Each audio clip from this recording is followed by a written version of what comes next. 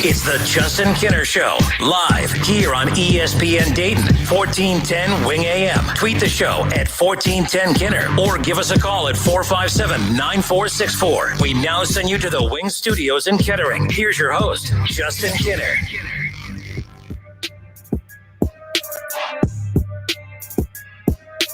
All right, everybody, we welcome you in live here on a Monday. It is the Justin Kinner Show with Kev Nash, live here on Dayton's ESPN radio station, 1410 Wing AM. It is going to be a lively show today as we have plenty to get into. We have so much to discuss. The Cincinnati Bengals, of course, experienced a huge loss over the weekend, and I'm not talking about the game. We're talking about, well, rookie sensation quarterback Joe Burrow.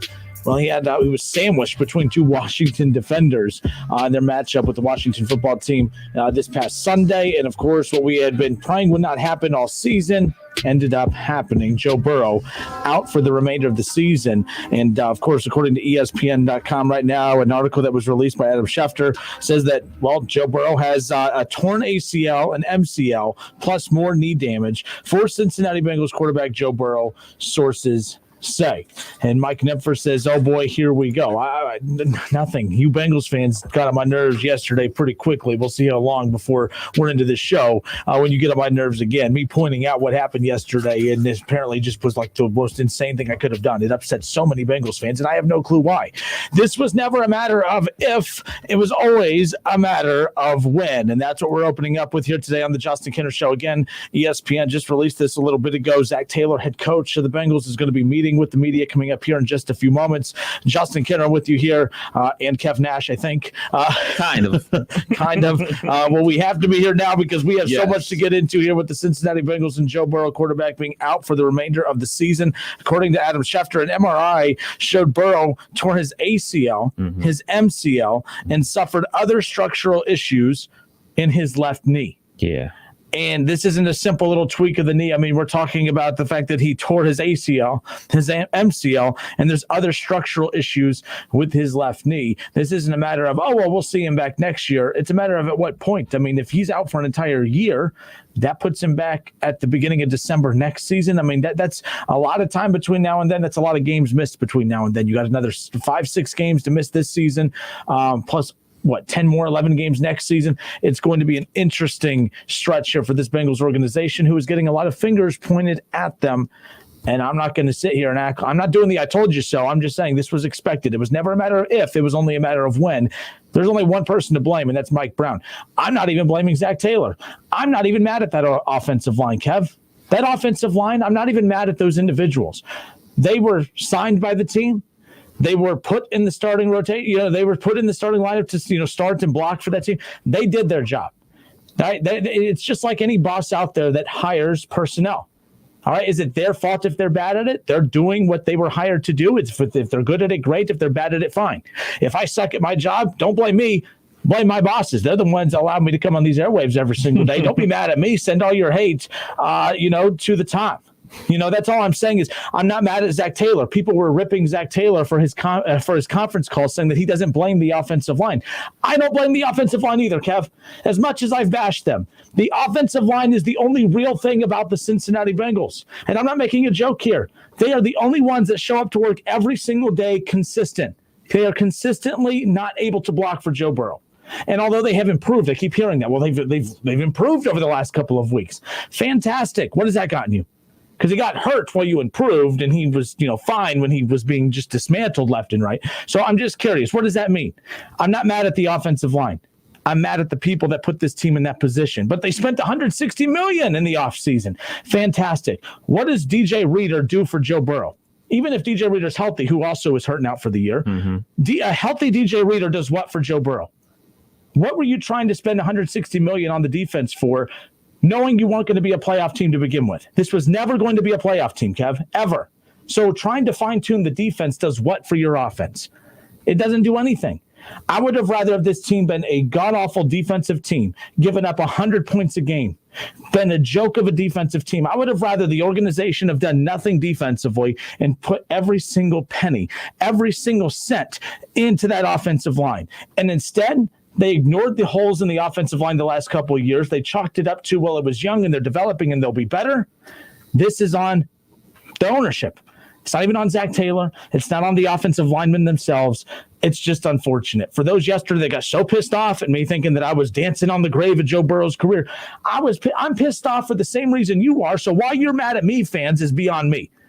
All right? It was never a matter of if. It was always a matter of when, and it happened yesterday, and it's unfortunate. Joe Burrow is too good. He does not deserve that. And at the end of the day, for as much bickering as me and Bengals fans have done since the very beginning, ultimately the sad thing is, Kev, me and Bengals fans wanted the same thing. We wanted Joe Burrow to succeed. And I knew from the beginning it wasn't going to be the case, not because he wasn't good enough or didn't have the talent. It's because of the stupidity of the front office. So this isn't a I told you so episode. This is a why are you mad at me, yelling at me on my Facebook page because I put out an opinion about this whole thing because I said it's not a matter of if, it's a matter of when. Or it was never a matter of if, it was always a matter of when.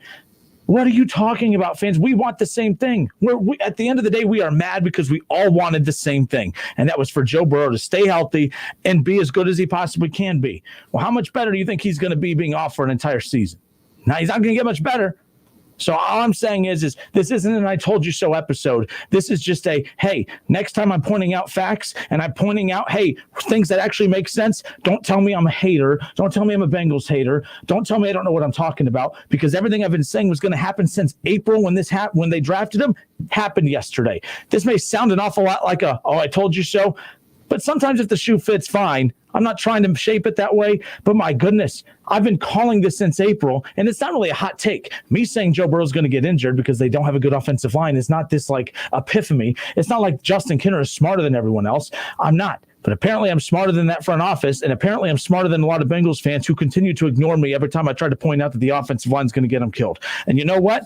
Joe Burrow, at the halfway mark of the season, Kev, Burrow was on pace to break Andrew Luck's record for most passing yards as a rookie. Mm-hmm.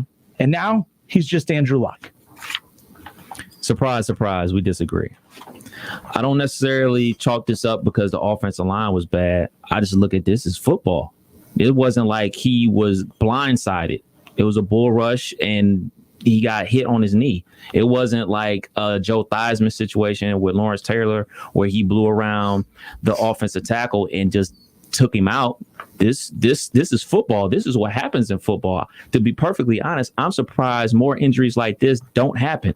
I don't think anybody was jumping over the moon saying that the Patriots had a bad offensive line when this happened to Tom Brady. He got rolled up on. Quarterbacks get rolled up all the time. Ben Roethlisberger got rolled up on yesterday. He wasn't hurt. Like, this is what happens. This is the NFL. This is football. This happens in every level of football. Quarterbacks get rolled up on. D linemen get rolled up on. Offensive linemen get rolled up. He got rolled up on and his knee popped. That's what happens in football. You want to say like, all right, they didn't put enough into the offensive line, but I will say, I believe there's 2 first-round draft picks that start on that offensive line, right? Yeah, and how good are they at drafting offensive linemen? Just because they drafted an offensive lineman doesn't mean that they address the needs. So I'm saying they're addressing the needs by drafting players. Now, I say it's up to the coaching staff and the players to actually execute to protect the quarterback and to open up run lanes. But this injury is just a matter of football. This isn't a injury that like, man, look at this guy. He's kicking out his steps slow to protect the blind side of the quarterback. Dude fell into his leg. That's football. Well, that would make sense if every single person in the world right now was not saying it's the Bengals front office. That's the low-hanging fruit. That's not the low-hanging fruit. He got rolled up on. Defend the Cincinnati Bengals. I'm not defending anybody. It's as simple as that. He got rolled up on. He's out because the offensive line's trash. Simple. So whenever a quarterback gets hurt, the offensive line is trash? Yes. Okay. I don't know why you got to do the smart ass laugh. I'm just telling you, every single person in the damn world right now. People, I care about what I see with my eyes. I see he gets rolled up on. He get rolled up on. He got rolled up on his lower leg. That's what happens in football. People get hurt. Oh, do they? Wow. Then my goodness, this Bengals team is great. The front office is smart. What was I thinking? On to the next topic. So the Cleveland Browns. Doug Toby says the last 4 games, he's been sacked like 8 times, pretty much average. This could have happened to Aaron Rodgers' freak accident. You're right. Everyone's right. It's a great organization. What was I thinking? Even the I think you're taking it to the other level now, but that's fine. Not, because I thought I was crazy, but then I'm like, I'm listening to shows in Cincinnati today. They're saying the same exact things as I am. Apparently, I mean, it is amazing to me how people are coming out and saying I'm wrong on this. This is all on the Cincinnati Bengals front office organization. They put little to no effort in protecting their number one asset. So when they made a trade to get another offensive lineman. So they put zero effort into that. It doesn't mean just because you put an effort in, it doesn't mean it's good effort. It doesn't mean you get rewarded for it. So what do you want them to do? So if my parents say, hey, you're getting bad grades, get good grades. But Mom, I studied hard. That's not what my parents told me to do. They told me to get better grades. They didn't say to work harder. They said to get good grades. Your bosses say, we need results. We need ratings. Yeah, but sir, I'm working really hard on the show. It doesn't matter. You're not getting ratings. Boom, you're fired. Okay, cool. So that's how this works. This isn't about, oh, well, he tried. Little Timmy, he studied. He worked hard. Nope, not in this situation. You are judged on your end result, period. No shades of gray. I just want to be clear. Okay. It's a results business. No shades of gray. It's a results business. 457-9464. Let's open up the phone lines. The phone lines are officially open to everyone now. Reaction again, Joe Burrow out for the season. The Facebook reaction, this was a freak accident, just tired of happening twice now to the Bengals. You're both right. Freak accident, but yes, a very poorly run front office. More reaction on Facebook again. Steve Keaton says, you're both right. Problem is still ownership, though. Completely neglected the offensive line for years. Doug Toby says the last 4 games, he's been sacked like 8 times, pretty much average. This could have happened to Aaron Rodgers. Freak accident. But why doesn't it happen to Aaron Rodgers? Why is it always the Cincinnati Bengals? Because it maybe just isn't the one hit that kind of leveled him. It could just be, everything adding up over time. Him starting to wear down a bit because he's been beat up since the very beginning when the season started. Tyler Fife on Facebook and 457-9464. Tyler Fife says, Justin, you are absolutely correct. The offensive line is trash. I blame Zach Taylor and the front office. So I told you it's going to be a lively show. Everyone's fired up one way or another. Kevin and I came in friends. 15 minutes in the show, we're no longer friends. It's just that kind of show already. Not you. Forget you. I don't love you at all. You are wrong. You are wrong. I told you. You remember when we talked about doing the show? I said there's rules to the show. Kenner's always right, and everyone else is always wrong. Wait till we get to the Ohio State game. I have little man syndrome, right? I'm 5'5", which is a fact. By the way, I'm 5'5.5". Have you ever noticed 5'5", like 5 foot people? It's always 5'5.5", 5'6.5", 5'7.5". Have you ever heard anyone refer to themselves as 6'1.5"? No. Once you're 6 foot, you're considered fine, and you're fine. Whether you're 6 or you want to be taller, but you're fine. But only 5 foot people ever put and a half after their height. Now, I'm 5'5.5". I'm gonna claim that. I'm 5'5.5". My basketball coach used to be nice and put that I was 5'8" on the roster sheet just to make me feel better, but he wouldn't give me the full 5'8.5". He said I had to earn that with during practice. So practice.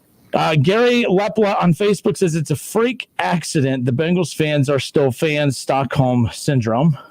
He was going at it with some people on Facebook earlier. I'm just so let me ask you this. So we can agree that the Bengals offensive line needs work. No, they're good. You convinced me. You're quite the debater.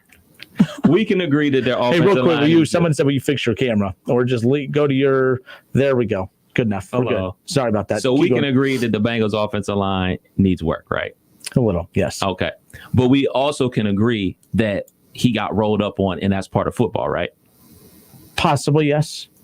Okay, injuries are part of every sport, every game. Right. Even professional pillow fighting, it's a part of it. So what I'm saying, this specific injury right here, I'm not putting on the offensive line.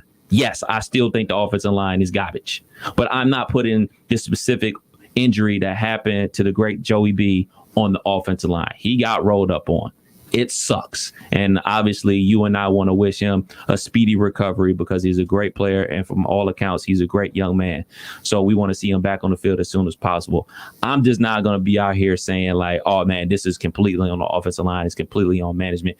Like, I just think that, this is a part of the game. This is what they all signed up for. They know this going into a game that like, I could blow out my knee. I can get a concussion. Like, this isn't the freaking 1940s where like they are oblivious to any type of injuries or any type of risk that they have going into play football. And yes, they still need to draft better They need to draft better. They need to sign better free agents in the offseason to protect their investment. You are correct.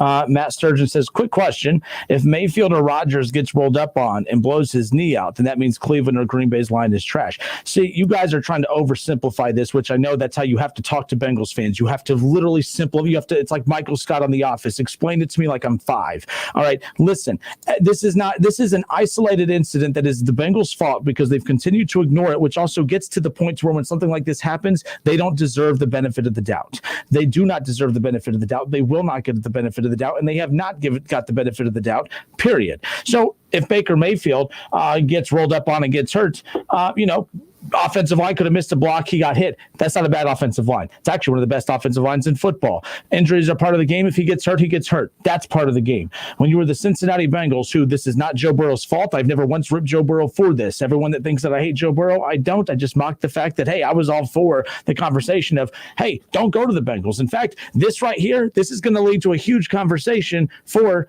Trevor Lawrence, when it comes to the Jets, because they're going to look at this exact situation and say, this right here is exactly why you have guys in college who are saying, man, I know I'm going to go make millions, but man, I don't really want to go there. My offensive line is going to protect me more here at Ohio State or at Clemson than the Jets or the Bengals.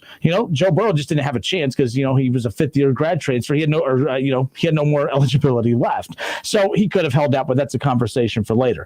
But to say, if Mayfield or Rodgers gets hurt and people roll on his knee, does that mean they have a bad offensive line? Of course not. Of course not. Because you could rip the Browns all you want. I know that's a trash organization. The Browns are a freaking joke, just like the Cincinnati Bengals. But people act like, why don't you rip the Browns like you ripped the Bengals? The Browns are 7-3, and anytime that they've been bad, I've called for their heads. Kev, I called for Baker Mayfield's job about a week or two before the deadline, remember? Yeah. I was all about Matt Ryan. I am not a homer when it comes to the Browns. I call when they play like crap, I call it. In fact, I still don't even feel good about their win yesterday, but you look up, they're 7-3, they're second in the division. Baker Mayfield is why I don't feel good about this team moving forward. There, you happy? I said it. That's a conversation for later. For the Cincinnati Bengals, when they're bad, they're bad. When I call it out, I'm not hating. When I call it out, I don't need some moron on Facebook saying, aren't you a Browns fan? Oh, that's real smart coming from a Browns fan. Buzz off. What does that have to do with anything? And get better original material. They know, aren't you a Browns fan? So how are you to question the Bengals? I think if anyone's allowed to question the Bengals, it's from a guy who has watched a clown organization in the Cleveland Browns, because it's like looking in a mirror at this point when it comes to the Cincinnati Bengals. They do not deserve the benefit of the doubt. The Cincinnati Bengals, I'm never going to use the word deserve this. They deserve the criticism. Joe Burrow did not deserve anything that happened to him. I did not want him going to Cincinnati for this very reason. For this very reason right here, period. So we can agree to disagree and disagree on whether it was the O-line's fault or not. The point is even if this injury wasn't the O-lineman's fault, the next injury was going to be. It was never a matter of if, it was always a matter of when. Ron Moreland says you can't blame front office for how these players play on the field. They paid to do a job. Ron Moreland, you know why I can blame the front office? Because your boss, wherever you work, if you are poor at your job, your boss is getting screamed at by someone above him for your poor work. Have you ever wondered why when you're poor at your job and your boss yells at you? It's because when you suck at your job, the person above you is getting yelled at by the person above them. All right? It's a trickle-down effect. So don't tell me that I'm not allowed to blame the front office. I absolutely am, because they're the ones that draft and pick the personnel that they put out there. They hire the coaches they hire a coach in Zach Taylor who did not have enough connections around the league to be able to put a fully functioning coaching staff together. Again, not Zach Taylor's fault. If someone offers you a job, you take it. You take it, right? So I'm not even mad at Zach Taylor. I'm mad at Mike Brown. Everything starts at the top. Everything. Every business. Take sports out of it. Go to any business here locally, nationally. You will not find a well-run company that is trash up top. Period. That's not an opinion. That's not a hot take. This isn't Browns fan ripping Bengals fans. This is just common sense. So, Ron, yes, I can blame the front office for how these players play on the field. They get paid to do a job as well. The coaches are paid. The coaches are paid. Jake Whiting says, damn, Justin is pissed today. Sheesh. I'm pissed for the same reasons you are. Bengals fans, today is not a day for me to come on here and trash you. I'm telling you, at the end of the day, as much as you can't stand me sometimes, we all want the same thing. We're all angry about the same thing. So the phone lines have filled up. We're going to take a quick breather because I need it, because I'm fat and I'm out of breath and I've been talking a million miles a second. And maybe I'll let Kev actually voice his opinion on this instead of yelling at him and being a big jerk. Kev, my bad. My blood pressure is a little high today. I came in knowing that it was going to be one of these types of shows today. So I apologize. We could hopefully still be friends, but if not, oh well, I'll put you in the little corner with the Bengals fans over there. No, I'm 10-0. No, I'm 10-0, dog. I'm chilling. So this is why you just laugh. It must be fun to be a Steelers fan. Hey, man, I'm chilling. The last thing, Jake Whiting says it's 1,000% the front office and Zach Taylor because he hired that crap line coach who said Michael Jordan had promise, so that's why he plays. He shouldn't even be on the field. So, Jake, yes, to go back to my point originally, yes, I can blame the front office for that reason right there. They're in charge of the hiring. We'll be back in a moment. Justin Kinner, Kev Nash, more Kev Nash and less Kinner when we come back. Plus more of your calls at 457-9464. Is that Billy, by the way? Did Billy call in? We got Shaw on the line, Billy on the line, and Jerry. All right, all three I want to hear from. Billy, we're coming to you. Don't go anywhere. More of the Justin Kinner Show with Kev Nash next. It's the Justin Kinner Show with Kev Nash. Justin, you're awesome, baby. Right here on 1410 ESPN Radio. ESPN 1410 Wing AM weather. This afternoon will be partly cloudy, a high near 46. Tonight's going to be mostly cloudy with a low around 32. And tomorrow is going to be cloudy with a slight chance of rain, a high near 48. I'm Pete Spivak for 1410 ESPN Radio. Weather is brought to you by Cullet Propane. 98% of their customers recommend Cullet. If you wouldn't recommend your current supplier, check them out at culletpropane.com. All those mouths to feed. So many different cravings. In a world filled with endless dinner options, lives a family ravaged by hunger. The answer lies with one man. No, not just a man, a king, a pizza king.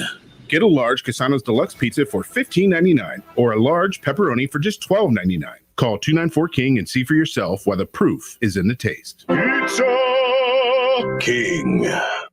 Welcome to Tire Discounters. Oh, hiya, Phantom. Hi, Mike. Hey, do you like to save big bucks? I like big bucks. Uh-huh. I cannot lie. And the other brothers can't deny, right? What? Well, let's just say that right now you can save big bucks on major brand tires. I like big bucks. And you cannot lie. Why would I lie, Mike? Never mind. Stop by Tire Discounters and save up to 150 big bucks on select major brands, plus a free alignment with a standard 4-tire installation. Try Vicks VapoCool Drops in Honey Lemon Chill for a fast-acting relief of Honey Lemon. Not to mention a soothing chill. So remember, Vicks VapoCool Drops are Honey Lemon and Honey Lemon. Honey Lemon. Yeah, Honey Lemon Chill. Get fast-acting relief with Vicks VapoCool Drops in Honey Lemon Chill. Use as directed. I'm not going very far. It's too uncomfortable. I'm in a hurry. Sometimes I just forget. There's no such thing as a good excuse for not buckling up. You're not only putting yourself at risk of injury or death, it could also cost you lots of money. Cops are writing tickets, so why take the risk? Do the smart thing and start buckling up every trip, day or night. Click it or ticket. Paid for by NHTSA. Mrs. Claus here. I used to shop online. Now I save money by getting fun and exciting gifts from a locally owned small business that beats Amazon. Where? At the Hobby Shop near the Dayton Mall. The Hobby Shop has the hottest radio-controlled cars and trucks by Axial and the coolest radio-controlled boats from Pro Boat. Keep your money local and save over the big guys by going to the Hobby Shop. The Hobby Shop, a quarter-mile north of the Dayton Mall, directly across the street from Lowe's, next to Ollie's. For your safety in these COVID times, the Hobby Shop offers curbside pickup. Call 937-436-6161. Ugh, I have to do laundry when I get home. I have to lug all my clothes over to the washing machine. Then I get to put them in the dryer and accidentally shrink my cashmere sweater again. Motorcycles make everything exciting. And when Geico makes it easy to switch and save on motorcycle insurance, it's even more exciting. I'm gonna fold all my socks into little balls. Yeah! Geico Motorcycle. 15 minutes could save you 15% or more. Dear, it's 1908. Don't you think we should get electricity? And stop using candles to see at night. It's just electricity lights up the room fast. It's more reliable than candles blowing out, and people seem to love it nationwide. Well, candles are. Dear, did you just run into the wall? Nope. May I have a new candle, please? Historically, switching to new technology is a no-brainer. Today, it's AT&T 5G. Fast, reliable, secure, and nationwide. Switch to AT&T 5G. It's not complicated. 5G requires compatible plan. May not be in your area. See att.com/5G for you for details. Ever wonder just how far an extra mile really goes? Drive a Mercedes-Benz van and find out. Start with a network of over 250 authorized dealerships, backed by a sales force ready to help you with everything from customization to service on vans like the Mercedes-Benz Sprinter that's tailored to your lifestyle, with options like blind spot assist and MBUX voice command for spoken directions, weather, and more. The route is being calculated. So whether you're enjoying life on the trail or working hard on the job, see how far an extra mile can really go by taking the first step into an authorized Mercedes-Benz van dealership today. Now with IRS Section 179, businesses can be eligible for up to a $25,900 tax deduction. That's up to $5,439 in tax savings. Options and model availability may vary. See dealer for details about costs and terms. Some equipment described as optional. $5,439 tax savings based on 21% federal tax rate and eligibility to claim full $25,900 Section 179 vehicle deduction. Your tax rate and eligibility may vary. Consult your tax advisor for more information. Limits may apply. Visit nbvans.com. Offer valid through December 31st, 2020. Home for the holidays, taking on a new meaning this year. Whatever your plans to celebrate, First Florist and Greenhouses can brighten your home with the holiday spirit. For gourmet baskets, holiday decorations, seasonal plants, and fresh cut flowers, your best choice is Dayton's largest family-owned florist and greenhouses, in business at the same location since 1905. First Florist and Greenhouses, in-store shopping at 1306 Troy Street in Dayton, curbside pickup, and convenient online shopping. Visit us at firsttheflorist.com. That's FURST, theflorist.com. Okay, ladies, we all know one of the greatest feelings in the world when a friend says, "Girl, those pants look amazing on you." And I say, thanks, they're Skechers Go Walk Wear pants. And why do I always get compliments on these casual, athletic, stretchy pants? They're made with comfortable Go Flex fabric that has compression and hold. They have 4 pockets, plus they're machine washable and come in extended sizes. That's the Skechers Go Walk Wear line of pants. Find yours at Skechers.com or a Skechers store near you. College football, it's the game you wake up early on Saturdays for, even though kickoff isn't until 7. The game where the Goodyear blimp becomes a Hall of Famer. The game that goes just beyond school, spirit, fandom, or love of the sport. It's the game where the comebacks happen. It's the game where anything can and will happen, as long as you have the drive. Because college football is the game that moves you. We get it because it moves us too. Goodyear, more driven. Flatbread pizzas have hit the menu at Panera. And whether you get the cheese, margarita, or Chipotle chicken and bacon, you'll be getting cheesy, saucy goodness. Panera's new flatbread pizzas are here. Restrictions apply. NFL fans, the season is finally here. Get your picks submitted at wingam.com. Click on contest and enter the Pro Football Challenge. Weekly winners will win $20 in Frickers Fun Bucks. Get to wingam.com and get your NFL picks submitted now. Touchdown! Incredible! Good luck. Whether you're at home, at work, or in your car, tune in to ESPN 1410 Wing AM or stream us live at wingam.com. All right, so we're gonna do this a little calmer now. All right. Now here's the deal. Kevin threatened to walk out if I don't be nice this segment, so I'm gonna be nice. Or should I be mean? Damn right I did. You dropped the hammer down.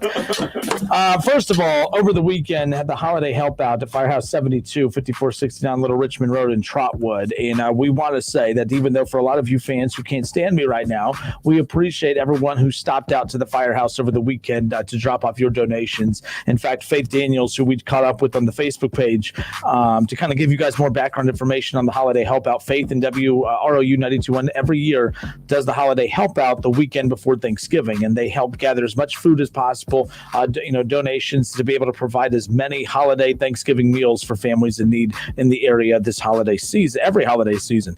Faith Daniels texted in the results of everything. How about this? Over 6,000, and thanks to you, the listeners, over 6,000 pounds of food was collected. 6,000 pounds of food was collected over the weekend. Over 110 families here locally got baskets, as far as, Thanksgiving meal. That's awesome. Again, all these families who are in need this holiday season. There's a lot of local churches and partnerships between Faith, WROU, the Firehouse, and her local connections in Trotwood.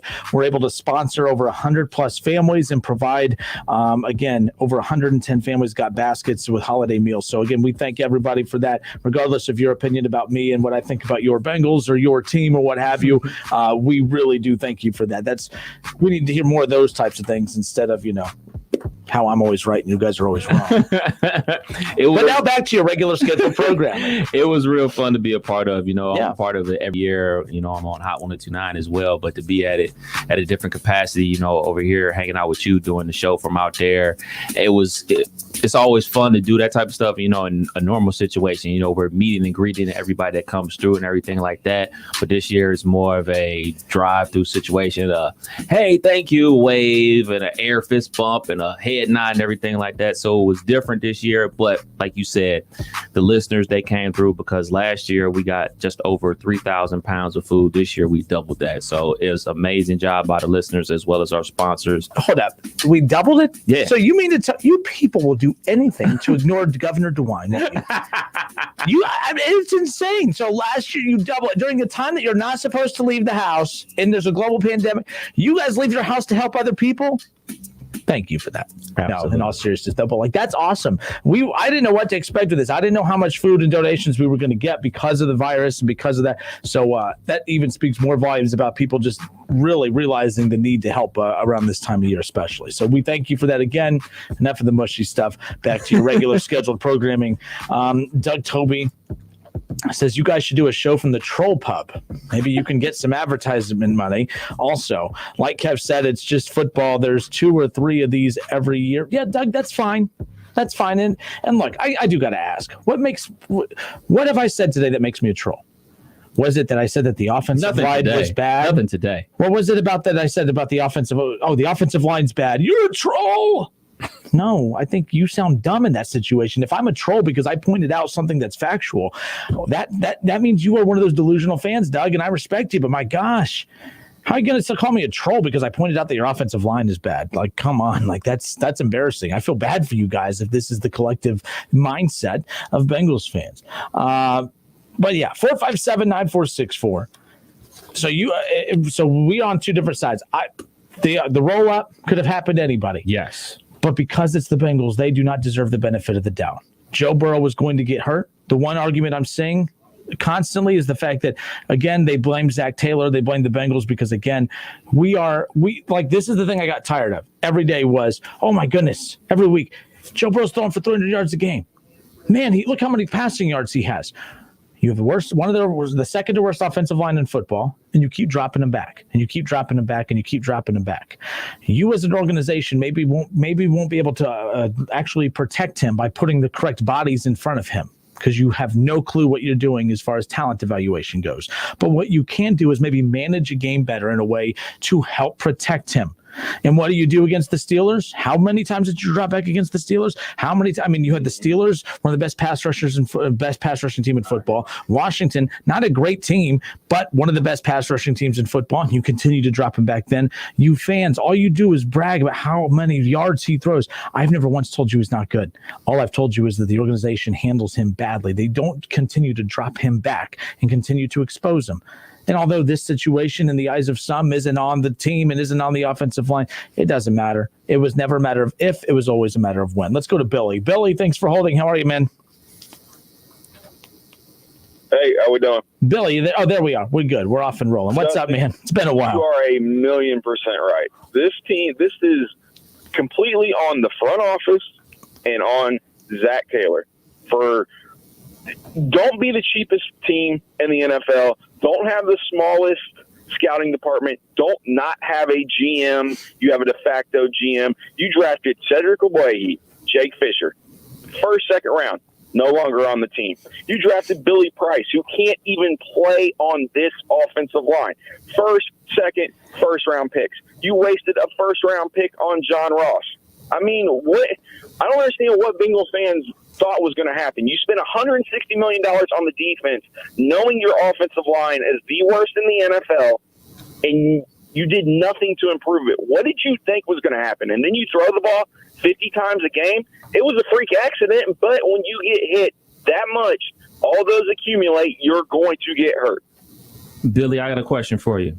Mm-hmm. So coming out of college, Billy Price was rated as the number one center coming out of college, and he also won the Remington Award for the best center in college. Do you put this on Billy Price, or do you put this on the coaching staff for not developing his talents that he came coming out of Ohio State? I would put it on Billy Price if I didn't have the other two examples that they drafted 2 years earlier with Cedric Ogbuehi and Jake Fisher. Fair enough. They drafted those two offensive linemen. I don't even know if either one of them are still in the league. The other thing to this too, and again, by the way, and I'm not defending the Bengals here, but whoever the next team up that needed an offensive lineman, if Billy Price was there, they were going to take him. Michael Jordan, who was picked later in the draft, obviously, if he's available, a team that needs an offensive lineman is going to take him. This isn't about, and the John Ross selection was just garbage because of that position. You have you don't take that position. But the offensive lineman, I don't blame them for taking those offensive linemen. The second that they drafted him, everything else became on them. It was a good selection. They did a horrible job developing him. What can't they figure out? Because I get it. Any team that was going to have him available was going to take him. But I have a feeling that most teams would do something differently. And how many times have we seen offensive linemen be bad with one team and good with another? It's all about what teams do with him. Right. And they knew they were taking Joe Burrow, right? They knew their first pick. Since last year. What did they do this past offseason to address the issue, which was their number one issue coming into it? They drafted a tackle from Kansas in the 6th round. That is the only thing. Okay, they signed the free agent backup for Cowboys. I can't pronounce his name. Suafilo. Yep, Suafilo. Yep, they got him as a free agent. Wasn't even a starter on Dallas's line. So you're just shopping from the bargain basement bin. I mean, if you're going to spend $160 million, why wouldn't you spend that money to protect your franchise quarterback? That's what I asked earlier. It was like everyone was like, oh, but they got DJ Reader. They needed defense. I'm like, no. You are not going to be a playoff team in 2020. So what you needed to do was accept the fact that you were not going to be good enough on either side of the ball to be a playoff team. So you needed to overinvest on one side this offseason and then focus next offseason on the other side of the ball. Every dime and cent and penny that they spent on free agency last year, there's DJ Reader, no matter who it was, Trey Waynes, they needed to focus on the offensive line and not like what in people who are messaging it now are pointing out, well, they did. They got Suafilo. They got this. No. Just because you go and get that position doesn't mean you addressed that position. That's all I'm going to say. But I mean, it's not that hard to figure out. You got to make sure you're bringing in the right pieces. The Browns needed an offensive lineman. They go out and get Conklin. Bengals fans made fun of me when I got excited about Conklin, and Conklin's one of the best offensive linemen in football. I'm not trying to bring up the Browns to get you fired up, Billy. I'm just saying. You're right. It's an example. You're pointing out facts. And guess what the Browns did to get Conklin? They spent money. They outbid teams to get him to come in. Same state. I don't want to hear no free agents just want to go to Cincinnati because it's cold weather and da-da-da. Browns, same state. Spend money on free agents. I mean, it's a joke, man. And this franchise, this isn't the first time this has happened. Same thing happened to Carson Palmer. And now they're saying Burrow has torn ACL, torn MCL, plus other structural damage in his knee. I'm sorry, man. It's a joke. The front office of this organization is a laughing stock. What team doesn't have a GM other than the Bengals? The Cowboys, and at least they spend money.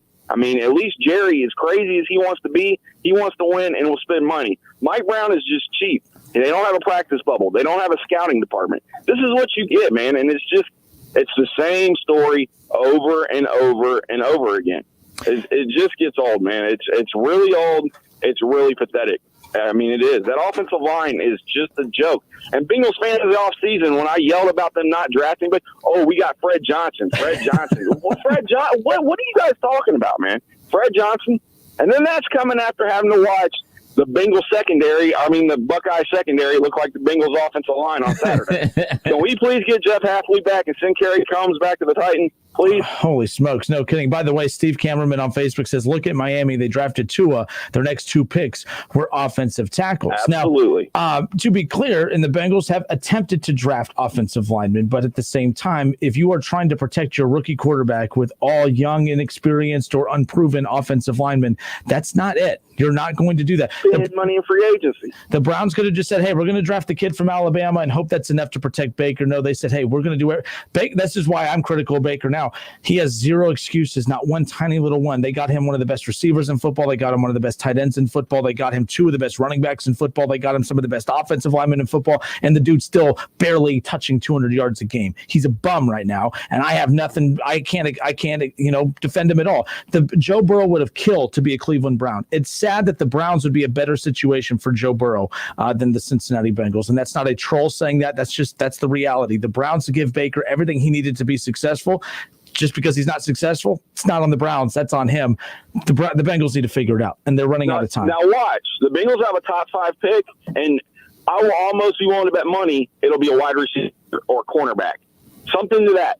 They'll draft another corner and let William Jackson walk. But Billy, even if they get that Sewell or whatever his name is from Oregon, the problem with that is I don't feel great about that even, because it's like, okay, but you still, I mean, every year you'd brag about how you get the top offensive lineman out of the draft, but it hasn't equated to anything. Maybe this one will. And you're going to have a year to develop them because you're not going to have Burrow for next season anyway. So it's like, maybe it is the safe pick. I'm just concerned they're not going to spend money on the offensive line this coming up off season because Burrow's out for next year. So Sewell will probably be the guy they take in that top 5 pick. But my goodness, this is just a disaster. I never wanted him to get hurt. I take shots at the Bengals all the time. I called that he was going to get hurt. This was the worst case scenario. I never once envisioned he would miss this much time. This is horrible. It really is. I want to piggyback on something that Billy said about free agency. This isn't the NBA. NFL isn't the NBA where guys go to cities where, there's warm weather, there's cool nightlife. Right. Yep. This is the NFL. Guys go to the highest bidder. Yep. Like, no matter where they are. You got 5 years, realistically, to make your money. Yep. Yeah, so they're trying to get paid, and if they win the championship along the way, yeah, that's cool. But who's paying the most? That's who I'm playing for. So I'm with y'all 100%. The Bengals definitely do need to open up the pocketbooks, especially when it comes to offensive line, especially when they have Joey Burrow back there. You definitely want to protect your investment. So now what are they going to have to do? Draft another quarterback? Who was it that? Oh man, I forgot his name. Anyway, someone on Facebook, former radio host in Dayton. I cannot remember his name to save the life of me. Either way, used to work with Schlemmer, but it's besides the point. No, I really can't remember his name. He put it on Facebook, and it was a good point. He talked about the stadium lease coming up. The stadium lease coming up, and this is horrible news for the Bengals because you're getting closer and closer. You got to find a way to create some kind of buzz and excitement in that city, and you're running out of time. The Bengals leaving this city is a very realistic possibility. And it's going to be these moments right here where people are telling me I'm crazy for pointing this out and calling me a troll for it. It really is a situation where they got to figure this out. And they were gifted Joe Burrow. They were gifted Joe Burrow, and they're ruining it. And it's a damn shame. Chick Ludwig. Shout out to Chick, by the way. Justin, you're definitely a troll. You're just not trolling on this one. You're just right on this issue, man. All right, fine. We can meet halfway there. How about that? All right, man. There you go. Take care, Billy. All right, 457-9464. Jake, thank you for Chick Ludwig. I saw it on his Facebook post, bringing up the 2026, the lease agreement too with the stadium rights and everything. Like, what's going to happen there, Kev? Man, that's a scary situation. That's a horrible product right now. Joe Burrow is your only ticket to making that product anything worth a damn. And for any Cincinnati Bengals fans saying, "Oh, that would never happen," it can happen because trust me, I was born and raised in Cleveland, Ohio. Yes, I'm a Pittsburgh Steelers fan, but I do remember when the Browns left to go to Baltimore. Everybody in their mind was like, man, the Browns ain't leaving. The Browns are a fabric of the NFL. Like, they were part of the original teams here in the league, and they up and left. So anything is possible, especially when you're dealing with billionaire owners. Billionaire owners want more billions. Yep. So that's going to be a concern. That's a scary thought. Forward. All right, 457-9464. Calls are coming in left and right. We're going to get to more of your calls next. Don't go anywhere.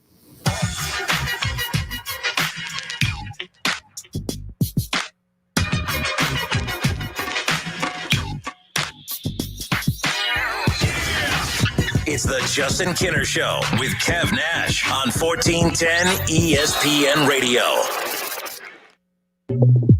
The radio you're listening to is about to get a whole lot better because SiriusXM is free now through December 1st. No credit card required. Just press the SAT button in your car and hear ad-free music like never before. Dedicated, expertly curated channels for everything from country and pop to rock and hip hop. Plus sports talk and news, and even more available for free online and on the app. Just press the SAT button in your car and listen free to SiriusXM through December 1st. There's no place like home for the holidays, or HomeDepot.com for holiday decor, with Black Friday prices inside and out, like artificial Christmas trees starting at just $39.98, or outside lights and playful inflatables to bring joy to the neighborhood. Order online, and you'll even get free delivery. Holiday decorating improved with a wide assortment of holiday decor from HomeDepot.com. How doers get more done. Free standard shipping on most online orders over $45. Some exclusions apply while supplies last. Napa know-how. At Napa, you can get 20% off 3 or more items with the $4.99 Napa Tool Bag. Yep, 20% off power tools, 20% off wipers, 20% off oil, and more. It's a whole bag of tricks. Well, actually, it's one trick over and over again, but it's a good one, saving you 20% on 3 or more items. Quality parts, helpful people. That's Napa know-how. Napa know-how. At participating locations, exclusions apply. May not be combined with other offers. Offer ends 11/30/20. The radio you're listening to is about to get a whole lot better. Because SiriusXM is free now through December 1st, no credit card required. Just press the SAT button in your car and hear ad-free music like never before. Dedicated, expertly curated channels for everything from country and pop to rock and hip-hop. Plus sports talk and news, and even more available for free online and on the app. Just press the SAT button in your car and listen free to SiriusXM through December 1st. With no fees or minimums on checking and savings accounts, banking with Capital One is like the easiest decision in the history of decisions. Kind of like Taylor Swift choosing what to wear. It's looking kind of chilly out today. I think I'll go with a cardigan.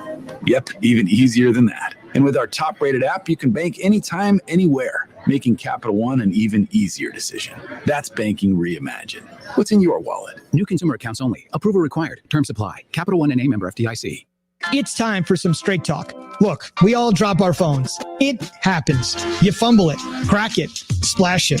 Well, Straight Talk Wireless now offers this new Platinum Unlimited plan that includes phone protection. Just $65 a month for unlimited talk, text, and data, plus 20 gigs of hotspot, 100 gigs of cloud storage, and more. All on the best network. Straight Talk Wireless, no contract, no compromise. See Mobile Protect terms and conditions at Asurion.com/Straight Talk. Limitations and exclusions apply.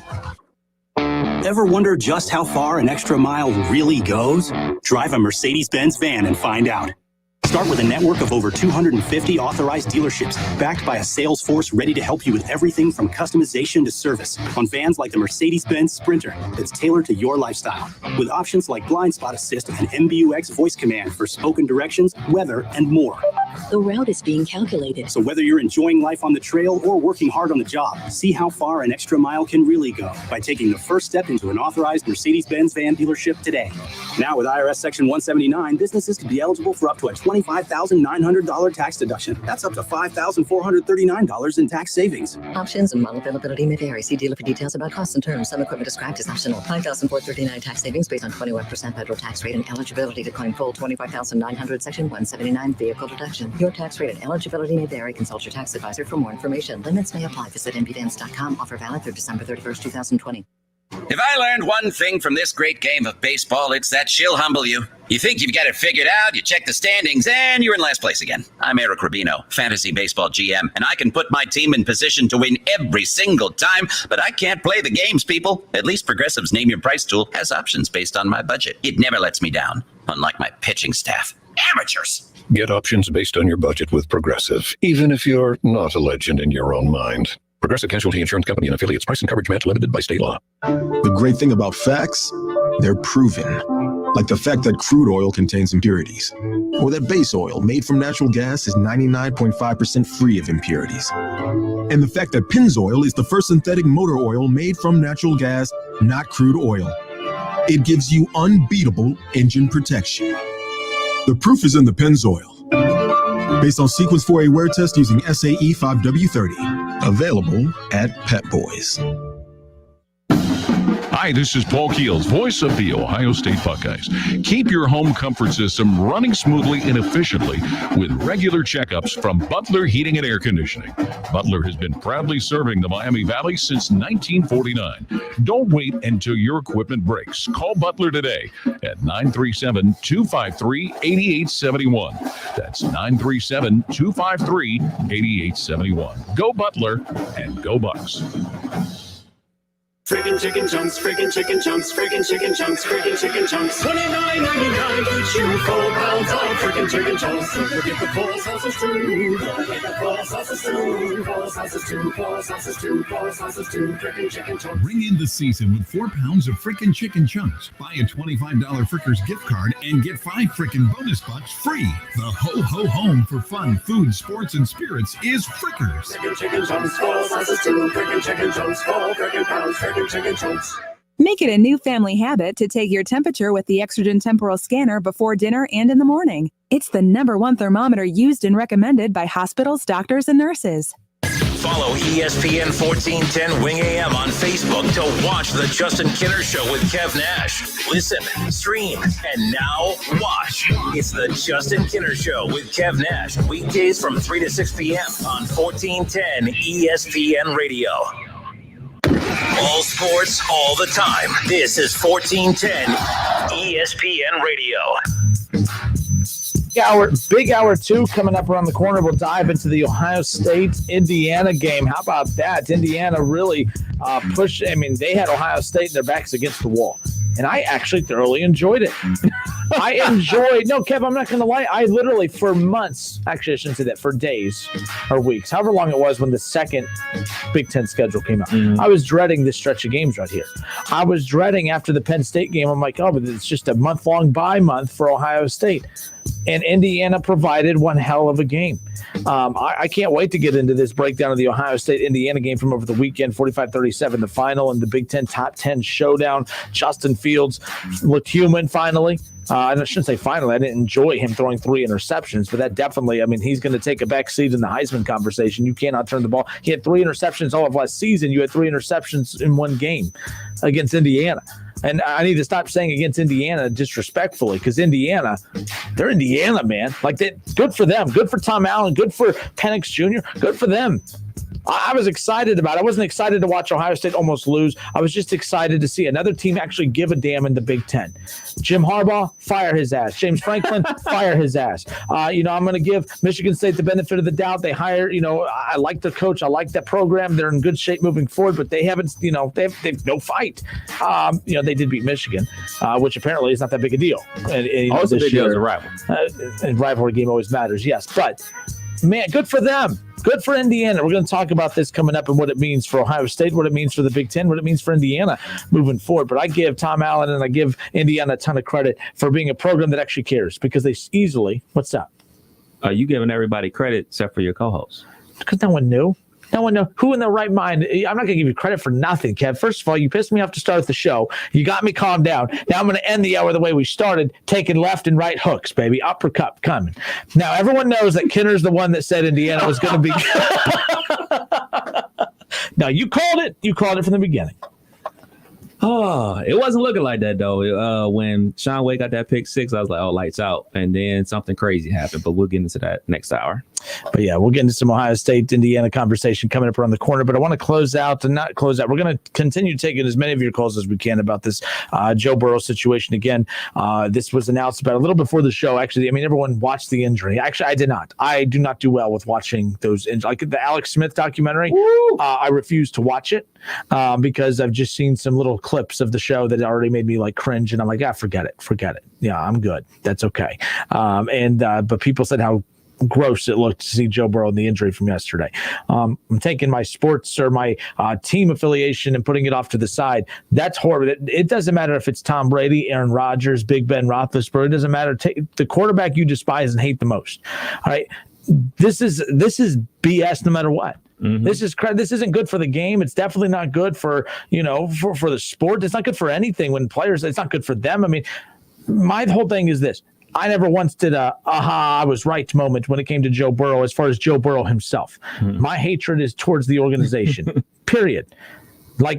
I've said it from the beginning. Me and Bengals fans share. We want the same thing, but for whatever reason, we still argue. We all want Joe Burrow to succeed. I'm just pointing out why he's not going to succeed, and it has nothing to do with Joe Burrow himself. It has everything to do with what we're talking about now, him being out for the rest of the year. Again, torn ACL, MCL, plus more knee damage for Cincinnati Bengals quarterback Joe Burrow. It's unfortunate. Yeah, it's terrible. For me, I don't really worry about other teams. I worry about my team winning or losing. I'm never that guy that roots for another team to lose. Definitely not the guy that roots for injuries, because truth be had, 9 times out of 10, your team isn't going to win the Super Bowl. You know what I'm saying? I can be with my chest out. I'm a Pittsburgh Steelers fan. We 10-0, rah. And we might, probably won't. You know what I'm saying? The odds say we won't. But that's why I root for good football. I don't want to see people get hurt. I definitely don't want to see good quarterbacks get hurt, because guess what?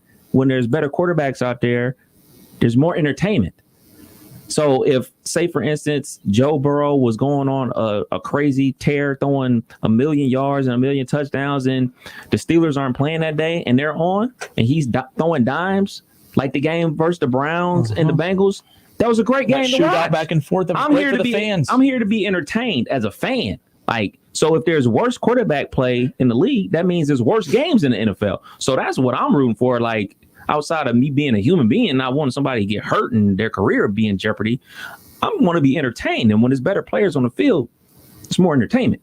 Yeah, Doug Toby on Facebook says Tua also came inches from getting his knee blown up yesterday. Was a pretty nasty shot. Not sure if he was pulled because he was slinking or if it was the hit on his knee.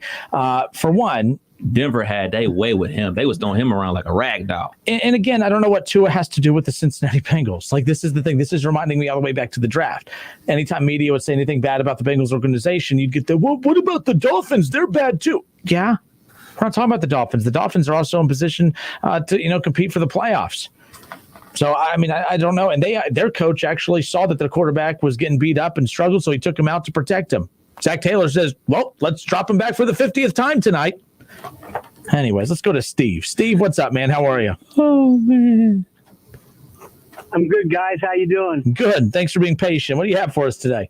Well, first, I want to give a shout-out to your Van Wert Cougars for the state football How team. about that, huh? Their first state title ever. I love it. First state title ever. And, of course, I got to give a shout-out to the Bremen Cardinals and the Coldwater Cavaliers for 2 more state football championships for the best football conference in the state of Ohio, the MAC. Hey, Steve, real quick, how about that? Coldwater and Van Wert winning off field goals. Coldwater kicked a field goal as time expired to win. Van Wert kicks a field goal, with a little time left. I think they had to kick off with 4 or 5 seconds left after that. But either way, field goals won it yesterday to close out regulation in 2 of the state title games. That was pretty cool. You don't see that often in high school where the kicking game always impacts the game because you miss a lot of them. Made field goals. That's pretty cool. Good for them. Yeah, that's 3 more state titles than 40 miles each other. You know what I mean? Yeah, Van Wert's kicker, by the way, hadn't attempted a field goal all season. His very first field goal. Serious? Yeah, his very first field goal. And I know the family a little bit. Pressure. What? What's that? No pressure. No pressure. And he freaking nailed it, man. Sports, man, is awesome. It's such a cool feeling. And I loved it too, just being from there, yes. And this goes for any small town.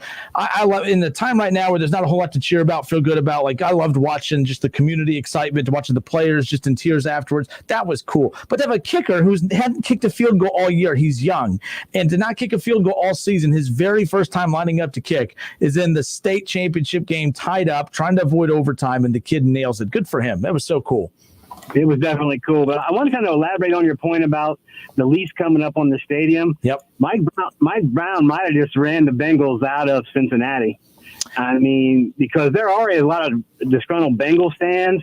Now there's going to be a ton more. They're not going to support any new lease for that stadium at all, I don't feel. I'm having a hard time believing that as well. And to be honest, I thought Joe Burrow would at least provide that spark. And if they could have a team that's not just winning games, but actually winning the division and maybe contending for Super Bowls, that would really put the pressure on the city to get it done. I don't see how taking this lack of momentum. We're going to talk about a team that's going to be lousy for almost a decade by the time we get there if they don't figure it out quickly. And this season's a wash. Next season's pretty much a wash as well because Burrow's out for, if he's out for an entire year, that brings him back a year from now, which at this point you would have to think, why even risk bringing him back at all for next season? That's 2 full years of just down the toilet for the Bengals, and you're running out of time. So it's going to be, I don't know, it's tough. They're in a tough spot. It's going to be interesting. I think that, I really predict the Bengals will not be in Cincinnati in the next few years. I think that the fans are that upset about it. They had to pay a bunch of taxes to get that stadium in the first place, and he's going to ask them for more to support a new lease. I just don't see it happening in Cincinnati. I mean, can you imagine? Can you imagine? And by the way, as much as I dislike the Bengals, that is an absolutely horrible thing for being a fan, even for having an NFL team. We're fortunate to have an NFL team in our South, whether you're a fan of the team or not. That is a huge blow to the state. It's a huge blow to this area if that ends up happening. Again, that's so far out, but this could be the snowball effect. This could be the start to it. They've let a lot of things down in this situation. It's unfortunate. Joe Burrow deserves better. So do the fans. I agree. It all comes back to ownership, but you guys take care. Good show as always. Thanks, man. Appreciate it, Steve. All right, 457-9464. We got Shaw. Let's go to Shaw. Shaw, you're up. You're on deck. What's up, man? We don't got Shaw.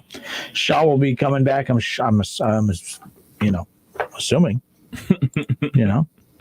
457-9464. Is that Jerry, by the way? Yes, sir. Jerry, I don't want to hear you calling in bragging right now, so I'll get to you in a little bit. I don't know what you're going to brag about. Your team lost.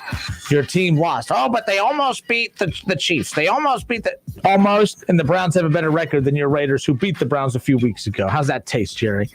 And I'm such a boy because I talk smack and don't even let him on the line to defend himself. Keep holding on, Jerry. Yeah, that's how much of a bully I am. The Raiders lost. Jerry, I'm getting my shots in now. I'm not even letting you defend yourself, Jerry. You're sitting on hold, patient. Bully. I hope it's that, Jerry. Otherwise, I'm yelling at some random Jerrys. I was like, what the hell did I do? All right, we'll be back. Talk more Week 11 NFL action coming up when we come back. The Browns, 7-3, in second place in the AFC North. What the hell's going on? We're going to get to that, plus more of your calls and reaction. Don't go anywhere. Hour 2 next.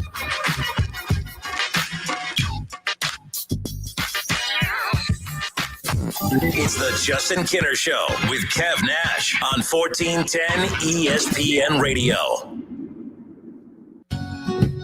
The Montgomery County Veterans Service Commission is here to assist veterans during this COVID-19 pandemic. Even though we are not meeting face-to-face, we are here for you. We understand it is a difficult time with this virus threat and the strain of implementing social distancing. For those Montgomery County veterans who have lost their source of income due to their employers having to close or reduce their business hours due to the COVID-19 pandemic, you may be eligible for COVID-19 Special Financial Relief Assistance. Please contact the Montgomery County Veterans Service Commission at 937-225-4801 Monday through Friday for more information or to have an application sent to you. You can also visit mcvsc.org. The Montgomery County Veterans Service Commission is here to help Montgomery County veterans during the COVID-19 crisis. Call 937-225-4801 Monday through Friday or visit them online at mcvsc.org. At the Home Depot, get Black Friday pricing now through December on great gift ideas for any doer on your list, like a Ryobi Impact Drill Driver Kit for just $99, was $129. Save on top tools, appliances, the latest in smart home tech, even holiday decor to light up the living room or bring joy to the neighborhood. Black Friday savings, in-store, online, store-wide. Gift giving, improved. From the Home Depot, how doers get more done. U.S. only while supplies last. See store for details. Napa know-how. Get all the quality parts you need at your locally owned Napa. Because right now, when you order from Napa online, you can pick up curbside at your local store in just 30 minutes. Or get your order delivered direct to your door with free one-day shipping and over 160,000 quality parts when you spend $35 or more. Quality parts delivered quickly and safely. That's Napa know-how. Napa know-how. At participating stores, standard ground shipping and exclusions apply. Home for the holidays, taking on a new meaning this year. Whatever your plans to celebrate, First Florist and Greenhouses can brighten your home with the holiday spirit. For gourmet baskets, holiday decorations, seasonal plants, and fresh cut flowers, your best choice is Dayton's largest family-owned florist and greenhouses, in business at the same location since 1905. First Florist and Greenhouses, in-store shopping at 1306 Troy Street in Dayton, curbside pickup, and convenient online shopping. Visit us at firsttheflorist.com. That's FURST, theflorist.com. If you need new roofing, siding, or gutters, skylights, or patio enclosures, if you're a homeowner or business and need someone you can trust, don't take a chance. Enhance with Lance. Lance Roofing and Siding in Fairborn has been satisfying customers since 1993 and hold an A+ rating with the Better Business Bureau. Lance Roofing and Siding, 8460 Dayton Springfield Road in Fairborn. Call for a free estimate at 864-2722. That's 864-2722 or online at lanceroofing.com. If you're driving less, you could be saving more on car insurance. Save money with Paper Mile Insurance from Allstate. Call a local Allstate agent and get a quote.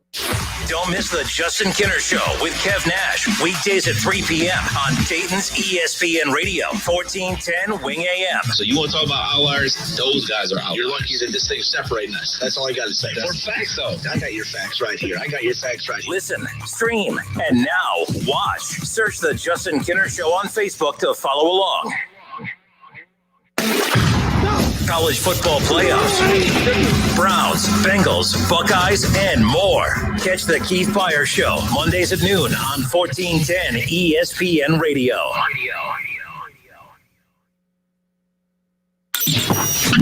WING 1410 Dayton. Dayton's ESPN Radio. It's the Justin Kinner Show, live here on ESPN Dayton, 1410 Wing AM. Tweet the show at 1410 Kinner or give us a call at 457-9464. We now send you to the Wing Studios in Kettering. Here's your host, Justin Kinner. All right, hour 2 of the Justin Kinner Show with Kev Nash, live here on Dayton's ESPN radio station. I hope everyone had a great weekend. The show started out a little fiery. Me and Kev. It wasn't Kev. Kev's never a jerk. I'm always the jerk. I can admit that. Look, bottom line, I came out swinging. I came out firing away. Kinner has this problem where he has to be right. And I want to say I'm working on it, but we all know that that's not true because a year from now, I'll probably be saying the same thing. I just get really passionate about my sports opinions. You know, sports is cutthroat. It's not like nothing like a joke like politics or something. I mean, it's sports now. Come on. Holy moly. Means more. Yeah, exactly. But no, very unfortunate. Regardless, again, I'm putting my team affiliation aside here. What happened to Joe Burrow is horrible. It doesn't, I didn't make light of it yesterday. People went off on me on Facebook yesterday saying that I was dancing on the grave and that the body hadn't even warmed up yet or cooled down yet. And I was over there. I wasn't doing it, and I told you so. Look, I laughed too because I went out. Every Cincinnati media member over there had tweeted something about it, about their disgust with the ownership and the way the organization has handled this. And when they do it, it's awesome. It's great. When I do it, I have guys like Doug Morgan and a bunch of other. Shaw was chiming in, doing what he typically does, annoying the hell out of me. He doing all that. I mean, like, give me a break. I didn't say anything wrong. All I said is that, hey, you know what? This was never a matter of if. It was always a matter of when. And the sooner people realize that and wake up, the better off we'll all be. And what I mean by the sooner people wake up is I've been saying this since April. That I'm not hating on the team. It was just, I thought it was common sense. I really hate when I do my best trolling works, Kev. I don't get credit for it. But then the stuff that I'm not even trying to troll with, I'm a troll. No. I want credit for where credit's due. And I'm not being a troll when it comes to the Bengals, at least on this situation. I thought that we were all smart enough to figure out that when I say that the offensive line is bad and dangerous to Joe Burrow, I thought that was something that we could all agree on. I thought that is something that we could all, on a normal year, non-COVID year, gather around a Thanksgiving Day dinner table, all sing Kumbaya, eat turkey, mashed potatoes, and gravy. What did we talk about on Friday? Yes, we talked about pumpkin pie versus sweet potato pie. Yes. See, I like sweet potato souffle. What is that? I don't know. Never had that. So you're looking at me all crazy. You're like, I never heard of that. But I do want to hear from the listeners. Crazy. I don't know what white people. What is souffle? I don't even know what sweet potato souffle is. Like that look was like, what the hell did you just say? That's exactly what that was. But the marshmallows on top with the almonds in it, man. See I'm getting. You got to put almonds in it. Or no, pecans. No, you don't even know how to prepare it. I just eat it. I don't make it. I don't even know what kind of nuts go in the damn thing. I just know. We do need to take a poll, though. Sweet potato pie or pumpkin pie for the rest of the show? Pumpkin pie. I lied. It's whipped cream with a side of pumpkin pie. I mean, you can't even see that I have a piece of pie on my plate because it's just covered. I mean, it's one tub of Cool Whip with a piece of pie buried underneath there. So, yeah. Shaw says the whole wake up and realize it comment is what set me up. Well, people need to realize that Kinner's always right. Don't you remember the 30 for 30? That at the end of the day, I wasn't happy that Joe Burrow got injured. It was just one of those moments I wanted to point out that, hey, I said this was going to happen. I was called a troll. And then when it happens, you want me to be quiet about it? No, absolutely not. All right, 457-9464. It's the Justin Kinner Show with Kev Nash. But yes, someone called and mentioned earlier the Van Wert Cougars. My alma mater won their very first state title. Congratulations. Over the weekend. And Damon McCracken, I want to give him a shout out, by the way, a 25-yard field goal with 9 seconds left. The game's tied at 28. This kid, only a sophomore, Kev, okay, hadn't attempted a kick all season. Can you imagine? No. For one, that's a tough job. And that's all this kid does, by the way. His dad he set him up in the backyard for him. That's all he does is just practice. And for this moment right here, as a sophomore, hadn't attempted a kick all season, a field goal all season. And the first time he steps foot out on the field, 25-yard field goal, 9 seconds, state championship. Your team has never won one. You were down 21-9 or 21-7. I'm sorry. And in the second half, and you come back and win that. And he right through the uprights, man. It was awesome. Good for him. I love that. I love those storylines. And then Coldwater from up north, too, by the way. They win as, kick a field goal as time expires. Some good football over the weekend. I'm glad in a year where I didn't think we were going to get any sports in.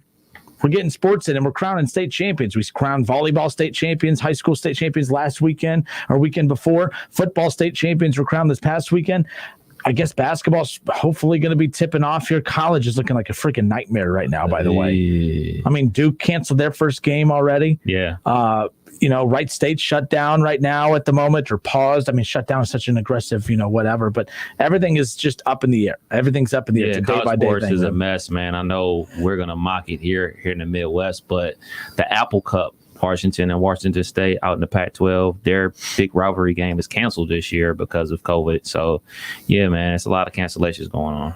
But we'll get into some college football talk coming up here in a moment with Ohio State and Indiana. But let's get back to the call's reaction to college football. Again, Joe Burrow out, not just for the rest of this season, but I would have a hard time believing he plays it all next season. Kev, let me ask you. He's out for out all this season. He tore his ACL. He tore his MCL. There's more structural knee damage in place. That puts him out at least a year. At this point, we're 11 games in. We're week 11 heading into week 12. Why would you even bring him back week 12 of 2021 when the Bengals will be out of the playoff conversation to begin with? What's the point of bringing him back next year either, other than, I guess, just to give him some time on the field, but you don't want to risk him getting hurt in meaningless games to begin with. But holy smokes, this sets the Bengals back years. This is very unfortunate, regardless of whether you like the Bengals or not. This is not good. I don't want to see this happen to Justin Herbert. I definitely don't want to see it happen to Tua. I hate when these injuries happen, though, because then other teams clamp up and start trying to overprotect their guys as far as like limitations out on the field. You got to let them play. But you got to be smart enough to know that when there are enough holes on your offensive line and roster that you got to somehow manage the game. You can't all of a sudden make the guys block better, but you can change how you call the game. Limit how many times you drop your quarterback back. And the Bengals did not do that. We have been talking about that with Jason Fitz, who we'll have on the show tomorrow. He shot me a text right after it happened and said, we knew it was going to happen. We knew it was going to happen. This is heartbreaking. I get that text from him literally 5 minutes after it happens. And we've been talking about it all year. We never expected the offensive line to magically get better in the middle of 2020. But we did expect that Zach Taylor would maybe smarten up and stop dropping him back so much. Before the game, Kev, it started. That's all the media was talking about. Man, he's going to be the first rookie to potentially throw for 300 yards in 7 of his first 10 games, and he's just a magical talent. That would make sense if you are Justin Herbert with the Chargers, who has a better offensive line, who has better weapons around him. They don't have to handle him as much with kid gloves as Joe Burrow when you don't have an offensive line. The Dolphins are handling Tua with kids gloves. It drives me nuts. It annoys me, but at the same time, I get it. Joe Burrow needed more of the Dolphins treatment. They needed more of we need to be weary about this treatment. We need to make sure that we protect him treatment. And instead, hey, we know we don't have an offensive line, but man, look how cool he is. Look how cool he's throwing for all these yards. Well, guess what? You're talking all your excitement about 300 plus yards for 7 of the first 10 games. Well, he's going to be out the next 10 plus games because of your foolishness. We're on different sides as far as whose fault it is. But the point is he is out. And like Billy said earlier on the call, It could just be an accumulation of how many times he's been hit. His body's worn down. Keith Byers and I talked about this yesterday. Keith Byers said he called J.K. Dobbins this week and had a talk with him and said, hey, how's your mind? How's your body? He said, this is the worst time of year for rookie players. Mm-hmm. And he goes, it's bad for running backs and defensive players, but quarterbacks, it's even worse because it's more of a mental position. Right. Their bodies are worn down. Their minds are worn down. Trust me, it doesn't surprise me that it happened this way, whether it was the offensive line's fault on this particular play or not. It was never a matter of if. It was only a matter of when, Kev. Real quick, Saquon Barkley, Odell Beckham Jr., Joe Burrow, Nick Bosa, Devin Bush, Tariq Cohen, Taylor Lewan, Cortland Sullivan, Bruce Irvin, all going down with ACLs this year. Yep. Like, it's bad, man. It's one of those injuries. I mean, I know a lot of people look at, Adrian Peterson and like he came back the next year and won the rushing title and went for over 2,000 yards. We all can agree that AP is a freak. I mean, they're NFL superstars. These NFL players, they're all freakazoids. But to expect your quarterback to come back better than ever, like AP came back better, which is crazy. He's nuts, man. Washington let him go. He was 1,000-yard back at 50 years old, man. But I hope he can bounce back. I mean, I guess you just take it. I hate to sound cliche, but day by day. And if he's ready to go, like after the bye week, depending on where the bye week falls, you play him. Because, I mean, obviously he has to get better, and the only way to get better is with more reps. But, yeah, like if it's like the back end of the season, no, you're not going to do it. But Zach Taylor will bring him back in week 13 and drop him back 65 times because we gotta get him loose. We got to get him ready to go. Oh, man. In all seriousness, shout out to Joe Burrow and the family. Again, we're not making light of anything. I definitely am not making light of anything. All my hatred is geared towards the organization for their handling of this from the get-go. I'm going to say this last thing, and then we're going to go back to your calls. Mock the Browns all you want.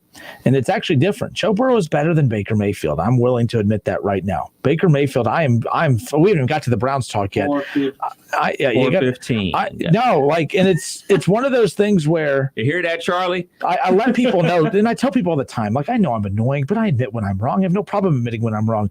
The Browns are winning somehow, some way with below average quarterback play. I mean, every time it's like watching the same game every single week. And it's like, it's painful watching him try to play that position right now. And it's unfortunate.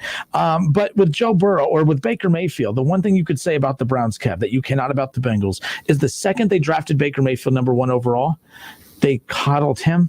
They rocked him to bed at night. They made sure that he was warm and that he was protected, that he had all the clothes he needed, that he was, that the nutrition was right, that he had all the clothes he needed. They took care of him. They made sure his life was perfect. They provided him with offensive linemen, with running backs, with receivers, with defensive guys. They did everything they possibly could to make Baker's life as cushiony as possible. That, as crazy as it sounds, the Browns are never a model of anything that you should ever follow in your life. But the Browns in the last year and a half, even though last year was a disaster as far as, with OBJ and everything, I don't care that OBJ didn't work out with Cleveland, and who knows if he'll be back or not. But it's all about the attempt. It's all about the trying factor. It's all about the, hey, we're going to give our quarterback a star. All right. And the Bengals have done everything that they possibly can to not help Joe Burrow. And that's the problem that I have. And if Bengals fans look at me and say you're a troll for that, I can't help you. I don't know what else to tell you. If me saying that your team needs to protect your quarterback bothers you, then this is why you're a fan of this team. And that's why nothing's ever going to change. 457-946. Let's go to Jeff. Jeff, how are you, sir? Pretty good, Justin. Thanks for taking my call. Absolutely. What's up, man? Well, I'm sorry I missed the first portion of your program. Kevin, when did you come aboard the program there? This is probably April-ish. Well, it would have been about that time. But Justin, I'm your witness. Okay. Yesterday, when this injury, the more I talk, the more you may recognize me.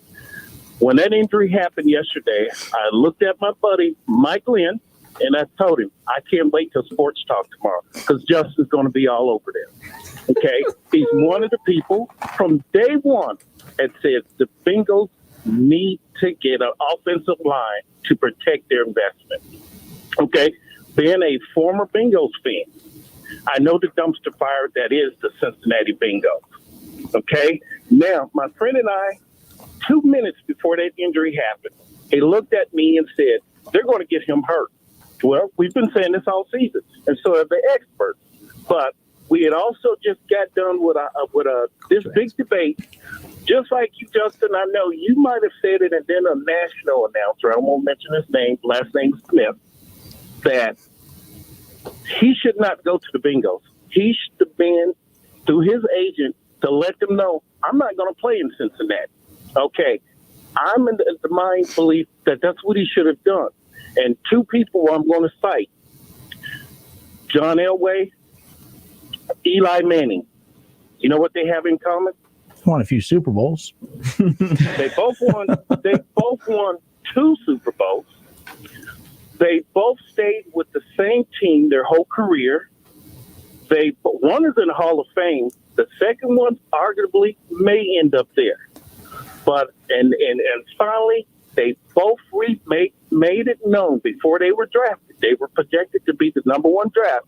The year they came out, I am not going to the team that wants me. Trade me or I won't play. And look at their results and look at Joe Burrow. Now, one thing that we didn't think about, didn't discuss that is heartbreaking is what you said about he's probably going to miss all of next year for this injury. And it's a shame. And my argument right now, quarterbacks are playing to their late 30s, early 40s. With the salaries now, you're talking about, okay, if Burrow plays till he's 38, 39, 40, you're talking about $500 million that this kid could have made over the life of his NFL career. He's damaged goods now.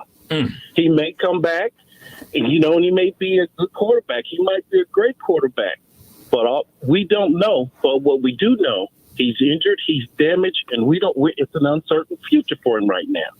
And it's just the dumpster fire that is the Cincinnati Bengals. And going back a little bit, a couple years ago, they did the same thing. And what they're going to do, well, I disagree with you, Justin, they're not going to make him sit out next year or bring him back after the bye week.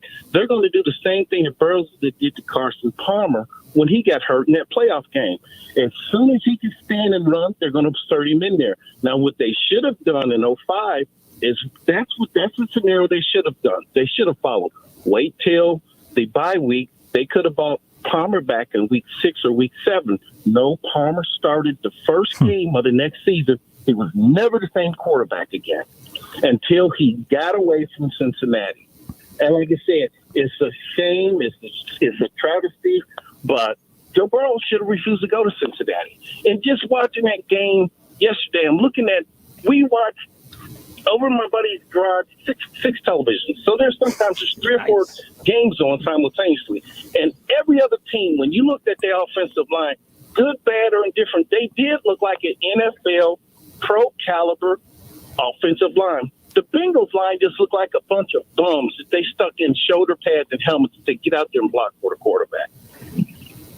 I mean, yes, and again, a lot of people are talking about how they've improved over the last couple of weeks. But again, when you're talking about a team that's coming up from the bottom, even a couple notches better than what they were weeks ago, is it good enough? And it's not good enough when you have an investment like Joe Burrow, your number 1 overall pick. That should have been your number 1 priority. And obviously that's been the theme of today and basically going all the way back to draft night to when they got him. So it's beat up on the Bengals right now. I get it. They don't deserve the benefit of the doubt. The thing is, Joe Burrow does love the Bengals fans. I think he loves the organization for what it is, and it's an opportunity. I just think there's too much working against him. And hopefully, I want to say that this is going to be a wake-up call, but how many things like this are going to happen to Mike Brown and this organization before we can finally say that was the wake-up call? I don't think this is a wake-up call. I don't think he's out any money. There's no more or less tickets will be sold. People will tune in, maybe a little less, obviously, moving forward. This is nothing off of his back at all when it comes to big picture right now for Mike Brown. Not at all, Justin. And I tell people, like I said, I'm a former Bengals fan. It's been 10 years for me now. And I tell people every year I get a wave that I'm past it, the more you see things change. And you see things, you still see these people, who they with their orange and black face paint on and all of the flags flying from their car and all of the gear. It's like, people, you contribute to that dumpster fire until you say enough and move on. And I'm telling you, I used to feel sorry for them. I don't anymore. You ask for it. As long as you accept mediocrity, that's all you're ever going to get. That's all. And you look at organizations, and the two organizations I despise the most, but I have to give them their respect. New England Patriots, now it's down here now, but I bet you every cent in my wallet, this time next year, the Patriots be a lot better than what they are this year. Pittsburgh Steelers, they'll have a down year every now and then, but you better believe that following year, they've righted the ship. But it's a long-term organizational plan. You might have a bad year or two now and then, but overall, it's a well-run machine, unlike what you got in Cincinnati. Now, someone said that I just heard when I was holding that they may threaten to take the team away. The team may move. Go, bye. Then you can spend that time, money, energy, and effort on something else than watching that dumpster fire every Sunday. Jeff. But anyway, Justin, if you need a witness in court to testify that you had said this all along, that unless they get a line to protect him, I'll be your witness for a small fee. But I'll be your witness. Jeff, that's my thing. Thanks for letting me get that off my chest today. Hey, absolutely. We appreciate that you called, and you take care. Don't be a stranger. It's a funny call, but keep in mind, this really wasn't a hot take. I really, Kev, you've worked with me for a while. You know my hot takes. I really don't think that Kinner's saying that the Bengals needs an offensive line or Joe Burrow's going to get hurt. I don't think that's a hot take. It amazes me that I have to overemphasize a common sense statement to try to get people to understand, and how many people just literally ignore it and they try to buy into Pro Football Focus in Cincinnati last year that tried to convince us that, oh, actually the Bengals are graded out as, they're actually a pretty impressive offensive line. Oh, really? Really? Okay. If you say so. If you say so. So no, I don't. Look, I don't think I'm not that smart when it comes to sports. You guys know this. You hang out with us every afternoon. I didn't see something that no one else did, or maybe I did. Bengals fans, I don't get how this is a shock. And like the last caller said, I don't feel bad for him. I don't know. Like, I'm a Browns fan. We put up with a lot of losing too. So it's not like I'm going to sit here and say that you shouldn't be fans of the team anymore. But I'll give Browns fans this. They when you made fun of their team, they made fun of him with you. Yeah. Hey, your team's trash. Yeah, I know, man. It's tough being a Browns fan, man. And then they'd bark and they put their paper bag over their head and off they'd go. Bengals fans, hey, your team sucks. Your offensive line's bad. What? Oh my, did you hear what he said? He said our bad offensive line is bad. Oh my gosh, he's a troll. He's a hater. He needs to go do a radio show from a troll pub. Oh my goodness, I can't believe what he just said. David Shaw's in tears. He's just so upset. He's ready to cry himself to sleep yesterday because I pointed out the obvious after the injury. I can't take it. He's a Bengals fan? I have no clue what fan he is. He's anyone I like, he's going to argue. Any point I have or you have, he's going to take the opposite. Shaw, who's your NFL team? Let us know on Facebook. He says it's not the Bengals. I have a hard time believing that with as emotional as he got yesterday. Okay, it's not the Bengals. Who is it then? With as emotional as he got yesterday. By the way, we're getting a lot of messages sent in that pumpkin pie is the way to go. I shared the story on Friday. Whom are these people? Do I need to count? We're gonna do a poll. We're taking a poll. All right, you know what we're gonna do? We're gonna break out the hotline, the 210-210-9676. Help us out. We're gonna do a little friendly Justin Kinner, as if we haven't had enough disagreeing with one another today. The Justin Kinner Show with Kev Nash fan hotline, 210-9676, 937-210-9676. Pumpkin pie or sweet potato pie? Which one is better? I'll share a story. So a few years ago, family Thanksgiving, I forgot who was responsible for bringing the pumpkin pie, but it was my cousin or whoever. They get there with the pie, and they ran out of pumpkin pie, so he just got that. And I'm excited because I'm a pumpkin pie guy. I cannot wait to get my pumpkin pie. In fact, I literally sprint through my meal just to get the pumpkin pie, which is dumb because I'm an adult. I should just be able to start with pumpkin pie and then go to my turkey, but that's besides the point. I try to follow the rules. Not when the rules. nieces and nephews are around, man. You got to set an example. So I get this big piece of pie, put it on my plate, get a ton of Cool Whip over the top. Guess what? Take a bite, spit it right back out. What is this? I was furious. My cousin ruined Thanksgiving. It's fine that you got sweet potato pie for the weird people that like the sweet potato pie. Just joking. But how are you not going to provide pumpkin pie? And this speaks. You got to let somebody know, though. You got to let them know. You can't go into it expecting one thing and get something totally different. Like, I'm not a big pumpkin pie fan, but I'll eat it. But if I'm going in thinking I'm getting sweet potato pie, that's what I'm expecting to taste. All right. So 937-210-9676. Help us figure out this debate. We're never going to figure out the Browns-Bengals debate, but the pumpkin pie, sweet potato pie, which is the better choice? Pumpkin pie, sweet potato pie, 937-210-9676. Text in your answer right now. We're going to do a little poll during the commercial break. Pumpkin pie, sweet potato pie, text it in, 210-9676. We'll be back in a moment.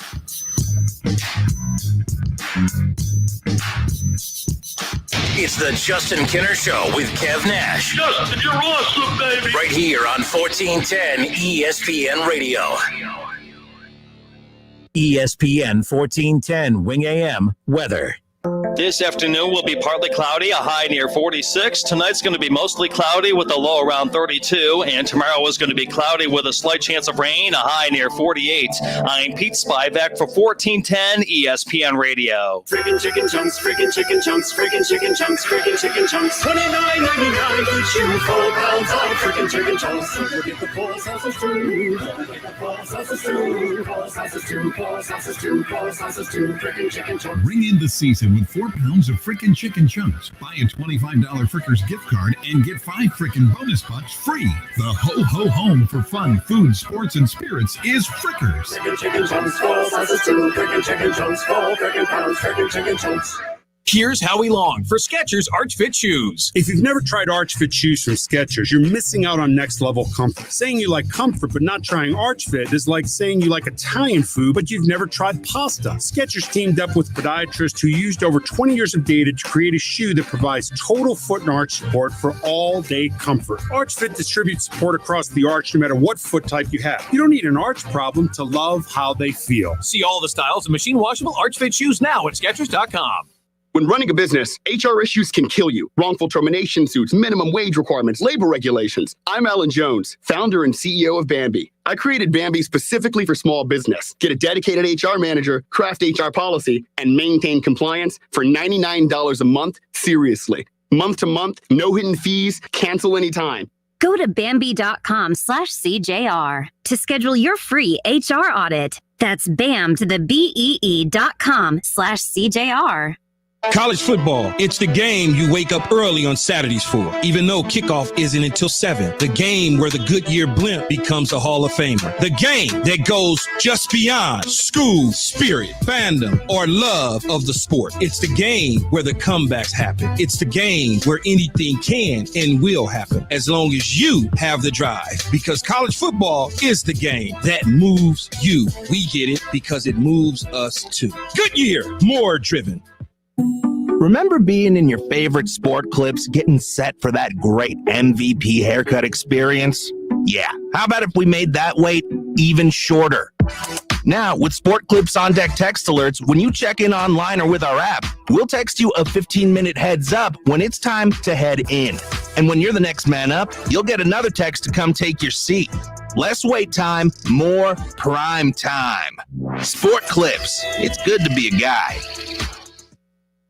Fever is a leading symptom of the coronavirus, so take your temperature twice a day with the Exergen Temporal Scanner. It's quick and easy to use, and its accuracy is backed by more than 80 clinical studies. Have your family start and end their day with the only home thermometer used and recommended by hospitals, doctors, and nurses. Your family can take their temperatures in seconds to know where they stand in the fight against COVID-19. Protect your family from the spread of this deadly disease and stay safe with Attention Class A CDL drivers. Looking to be more than just a number? Yoel Transportation in Dayton is looking for drivers with at least 1.5 years experience. Yoel has open positions for no-tarp flatbed drivers and no-touch regional or local van drivers. Yoel is ELD compliant and offers 401k with match, medical, dental, vision, holiday pay, vacation, safety bonuses, and now has a rider policy. Call Rick or Joe at 937-294-5933 and ask about the $5,000 sign-on bonus today.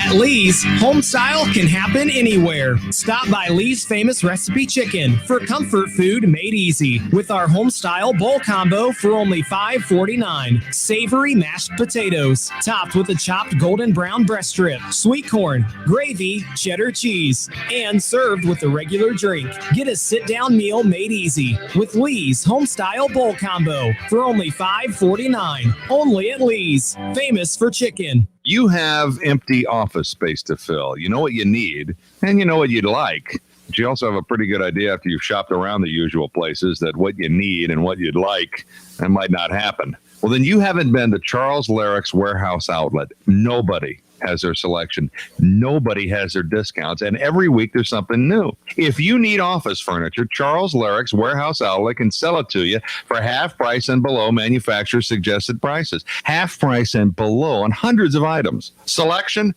from budget to the best. Really. Desks from $50 to $5,000. File cabinets, $25 to $500.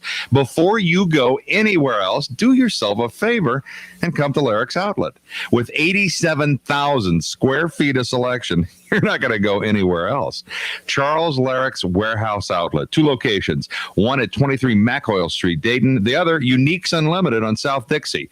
Open Monday through Friday, 10 to 6. Saturday, 10 to 4. These days, it's okay to do some things halfway, like wearing your pajama bottoms on a work call. But managing your prescriptions shouldn't be one of them. That's why CVS has a proprietary search tool to find ways that may help lower your prescription costs, and will deliver them for free. No wonder CVS customers are better than most at staying on prescriptions, which tends to make you healthier. Come in or call today and get a free prescription savings review at CVS. Savings vary. Not all patients eligible for savings. Delivery restrictions apply. Visit CVS.com for details.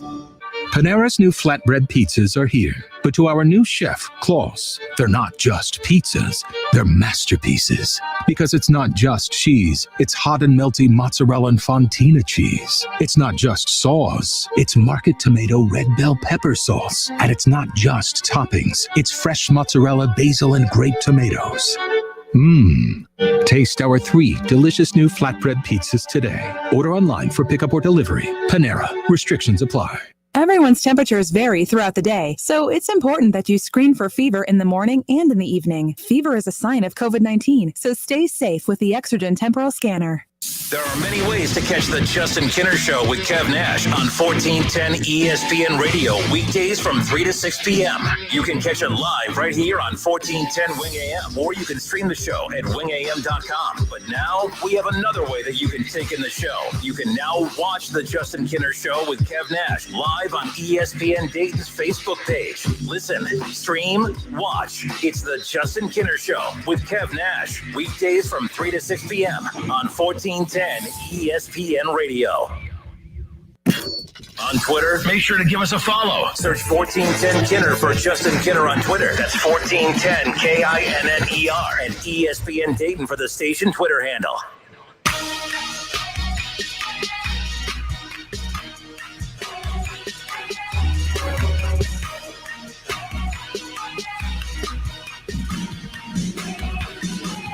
Justin Kinner, Kev Nash back with you here on 1410 ESPN Radio. So we ran a little poll here. Thanksgiving coming up around the corner, and of course, out of nowhere, somehow we got to talk about pumpkin pie, sweet potato pie. I'm not a big fan of sweet potato pie. It's all about the pumpkin pie to me. So we ran a poll. The texting line poll is open at 210-9676, 937-210-9676. Text in your vote, pumpkin pie or sweet potato pie. Help Kev and I settle this debate right now. So I'm counting right now so far. Again, we're going to run this until the end of the hour here. Right now, we are at 15 votes for pumpkin pie, and we're at 22 votes for sweet potato pie. So we got 37 votes in, Kev, right now. 15 for pumpkin pie, 22 for sweet potato pie. I had no clue that. Try to tell you, bro. I had no clue that sweet potato pie would be this heavy, this much in the running. Matthew Gaines on Facebook says, in your sweet potato pie story, there's a reason why the pumpkin pie was sold out and not the sweet potato pie. Just saying. By the way, if you go to Costco, have you got the pies from Costco? No. The pumpkin pie, I'm sure there's sweet potato pie, maybe if they make bad things, but they only make good things, I'm assuming. Pumpkin pie, the pie is like 3 times the size of your face. And it is freaking heaven, man. Like last year, we were supposed to bring 3 or 4 to a family get together.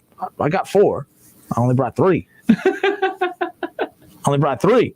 So that's how it works. But yeah, we're getting more votes coming in. I'm going to do a retally during the next break. But 457-9464. It's the Justin Kinner Show with Kev Nash here on 1410 ESPN Radio. Back to the comment sections. Adam Thielen on the COVID list. Steve Cameraman messages that into the show.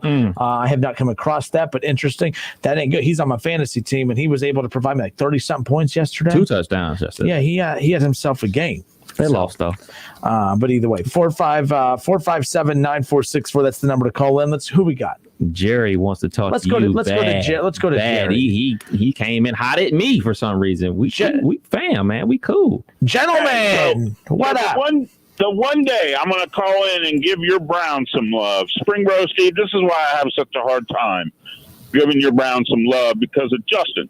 But I'm going to go ahead and do it anyway. Okay. It is the holidays. I suggest you do that. Right. And I have mad respect for Springboro Steve, the great American. So I'm going to go ahead. And me too, right? No. And give your Browns some love. Okay. Because yesterday I was at the shooting range listening to the game, and it sounded to me Hold on. Time out. Where were you? Shooting range. So you're at the shooting range listening to the game. That makes zero sense. On the radio. I know, but were you paying to shoot?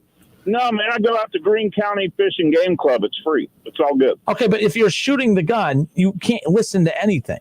So you're just standing there watching people shoot guns, listening to the game. No, Justin, we were the only ones out there, brother. But again, what kind of gun are you shooting? Like a little wimpy gun that barely makes any noise? Browns or not? I don't trust your judgment on football teams. You're a Raiders fan. Oh, my God. You make it so hard, Justin. Anyway, I'll get to my point. Your Browns finally showed some toughness yesterday, and I think your coaching staff has got your team figured out. Run the football. Don't get cute. Give the ball to Nick Chubb. Run, because it didn't sound like he was getting a lot of yardage there at first, but they kept at it. They didn't get away from it. They kept at it and pound. And then, boom, he runs, a 40, 50-yard, breaks a 40, 50-yard run off for a touchdown? Mm-hmm. That's exactly how your team needs to play. That's exactly who your team is. And as long as you play that way, you got a chance to win games. So more power to Stefanski. That was a well-coached football game for your team. And to be fair, though, that's how they've been playing all season. They really have not let Baker throw the ball hardly at all. When Chubb is in, Baker averages 20 to 25 throws a game. He does not let Baker drop back that often. It's a heavy dose of Nick Chubb and Kareem Hunt. And you're right. He had that. He wasn't really the first 3 quarters wearing teams down. I talked about this with Byers earlier today. With Byers being a big back in his day, we talked about how he didn't have a lot of big yardage gains early on in the game, but because of how big he is, by late in the fourth quarter, after he's just been wearing defenses down, he would have a lot of his big yardage plays come late in the game. We're seeing that from Nick Chubb. Nick Chubb gets a couple yards here, a couple yards there. I say that as he averages about 5.5 a carry, but he that big 54 yard burst that he had late, that came late in the game. Think back to last week, of course, against the Texans, that big long run that he ran out at the 1 yard line. He wears teams down and wears them out, and then he, puts a hurt on them. But yeah, that's what this team does. They rely on the run. The problem is that's good enough to get you to the playoffs, but you're not going to win a shootout by any means. Well, but you got to get there first, right? I mean, and you got to give yourself a chance. And using your running game 40 times, that gives you a chance at least. As far as Joe Burrow goes, look, everything that caller Billy nailed it. You've nailed it. Look, first of all, you knew you were going to draft Burrow, and you didn't go out and spend any money on the offensive line. But to make it worse, against teams like Pittsburgh, Washington's a terrible team, but they've got a great front four. They can kill good offensive lines. You're going to drop him back 40, 50 times? Look, if I'm Joe Burrow, I'm not putting that Bengal uniform on again. I'm just not doing it. Like, I'm out the rest of this year. I'm out all next year. And I'm going to management. I'm saying, you're going to trade me or I'm sitting, period. Why take a chance on getting killed for this idiot Mike Brown and his cheap pocketbook who won't spend money on a scout. He won't even buy an indoor practice facility, for goodness sake. Do you remember the story about T.J. Houshmandzadeh has told when he got to the Bengals? They were sharing jock straps, for God's sakes. This is who the Bengals are. So, Bengal fans, you know your owner sucks. You know that they're terrible. If you can't deal with it, I don't know what to tell you, but you need to get real. Okay? 2 more points. The Ohio State game. I love Ryan Day. I think he's one of the best 4 or 5 coaches in America. And everybody gets a stinker. But that was the worst game plan and coaching job I've ever seen from Ryan Day. It looked to me more like he was out to get Justin Fields the Heisman than he was to take care of Indiana. Holy smokes, Jerry, I'm going to stop you right there. In my notes, I have, when Ohio State starts playing to win games instead of winning Justin Fields a Heisman, I will feel better about this team moving forward. I cannot believe me and you agree on something, but in my notes, we haven't got to Buckeyes yet, but when we do, that's one point I was going to get to, and you got to it first. Good. Yes, I agree with you. When they start coaching to win games instead of trying to win Justin Fields the Heisman, we'll be okay. Yeah, because you're getting 10, 11 yards of carry when you're running Teague. Like, at that point, I mean, what coach in America, you're ripping off 10, 11, 12 yards a game, what coach in America says, oh, yeah, we'll drop back and throw it? No! You keep pounding the rock. My God. When it was 35-7, and then they went to Indiana, went down and scored, like, right away, I'm sorry. I'm handing the ball off. I'm killing clock, and it protects your defense. It protects that secondary. I couldn't believe it. I was like, oh, my God, what are we doing? It was the worst coach game Ryan Day's had. Now, everybody gets a stinker. I'm not down on Ryan Day. I still think he's a great coach. But he can't have any more of those. That was just ridiculous. And my last point, no, I am not pleased with last night's game. I'm pissed. We should have won that game. We had multiple opportunities to go up by 2 touchdowns. And I'll say this. I pray we get another game with Kansas City. I hope we get another game with Kansas City. Because if you go on the Kansas City blogs today, their fans, their team, they all know they don't want to play this team again. They know if they play this team again, they may not get out of the playoffs. And that's all I got to say. Out. Adios, Jerry. Now, again, my only thing, I don't get how you can be at the shooting range and listening to a game at the same time. That sounds like a horrible, like if there's ever 2 things you could be doing at the same time, that sounds like two of them together right there. Like if I'm going to be listening or watching a game, I want to watch and listen to the game, not shoot and making a lot of noise. Shoot all you want, whatever. Go do what you got to do. But my goodness, shooting and listening and watching a game. And then Doug Toby brings up a good point. Doug Toby tells him, Jerry, you said you were shooting. You were at the shooting range in the first half. When Jerry said that there was a lot of sacks in the first half, because there were 0 sacks in the first half. People who don't know that Jerry and I just go back and forth all the time just think I'm a big jerk, and I am a big jerk, but Jerry gets on my nerves, and he knows that, and I get on his nerves, and it's just kind of a mutual thing. So there's that. But the Cleveland Browns, let's get to that again. The Cleveland Browns, their last loss coming against the Las Vegas Raiders that we were just talking about with Raider fan Jerry, of course. The Cleveland Browns improved to 7-3 on the season with their 22-17 win over the Eagles. Now, I can't tell you the last time that the Bengals had a win that you just felt really good about. Honestly, they haven't had one that you felt like really good about. They have edged out. They've had every one of their wins, Kev, has been ugly. Now, I'm not complaining. I'm not even taking shots at the Browns. It's tough to win games. More teams find ways to lose than find ways to win. And that's who the Cleveland Browns have been for so long. The Cleveland Browns, we would mock how many different ways they would find to lose games. And now they're finding ways to win them. Mm-hmm. This defense, I can't figure out. I want to say that they're bad, but honestly, they've given up 30 points in 3 games. After giving up 34 points to the Cincinnati Bengals in 1 game, they've given up a combined 30 in the next 3. Now, it's against the Raiders. who the Raiders I mocked a few weeks ago, but clearly, they are showing that they're able to play with any team in the NFL. They beat the Browns, of course, and now they've taken it to the Chiefs and really taken them on the brink. They're back against the wall, basically, their first two matchups. The Texans aren't great, but the Browns win 10-7. The Eagles aren't great. They win 22-17. They lose to the Raiders 16-6. They lost to an okay Raiders team, but they didn't. It's not like they lost 42 to 35 or something. They lost 16-6. Mm-hmm. I mean, that's on Baker and the offense for not being able to produce more than 6 points against a Raiders team. The Colts ends up now looking like a way better win than what it did at the time. They 32-23. They narrowed a win there. The Cowboys 49-38, 34-20 over Washington, a game that they trailed in the first half.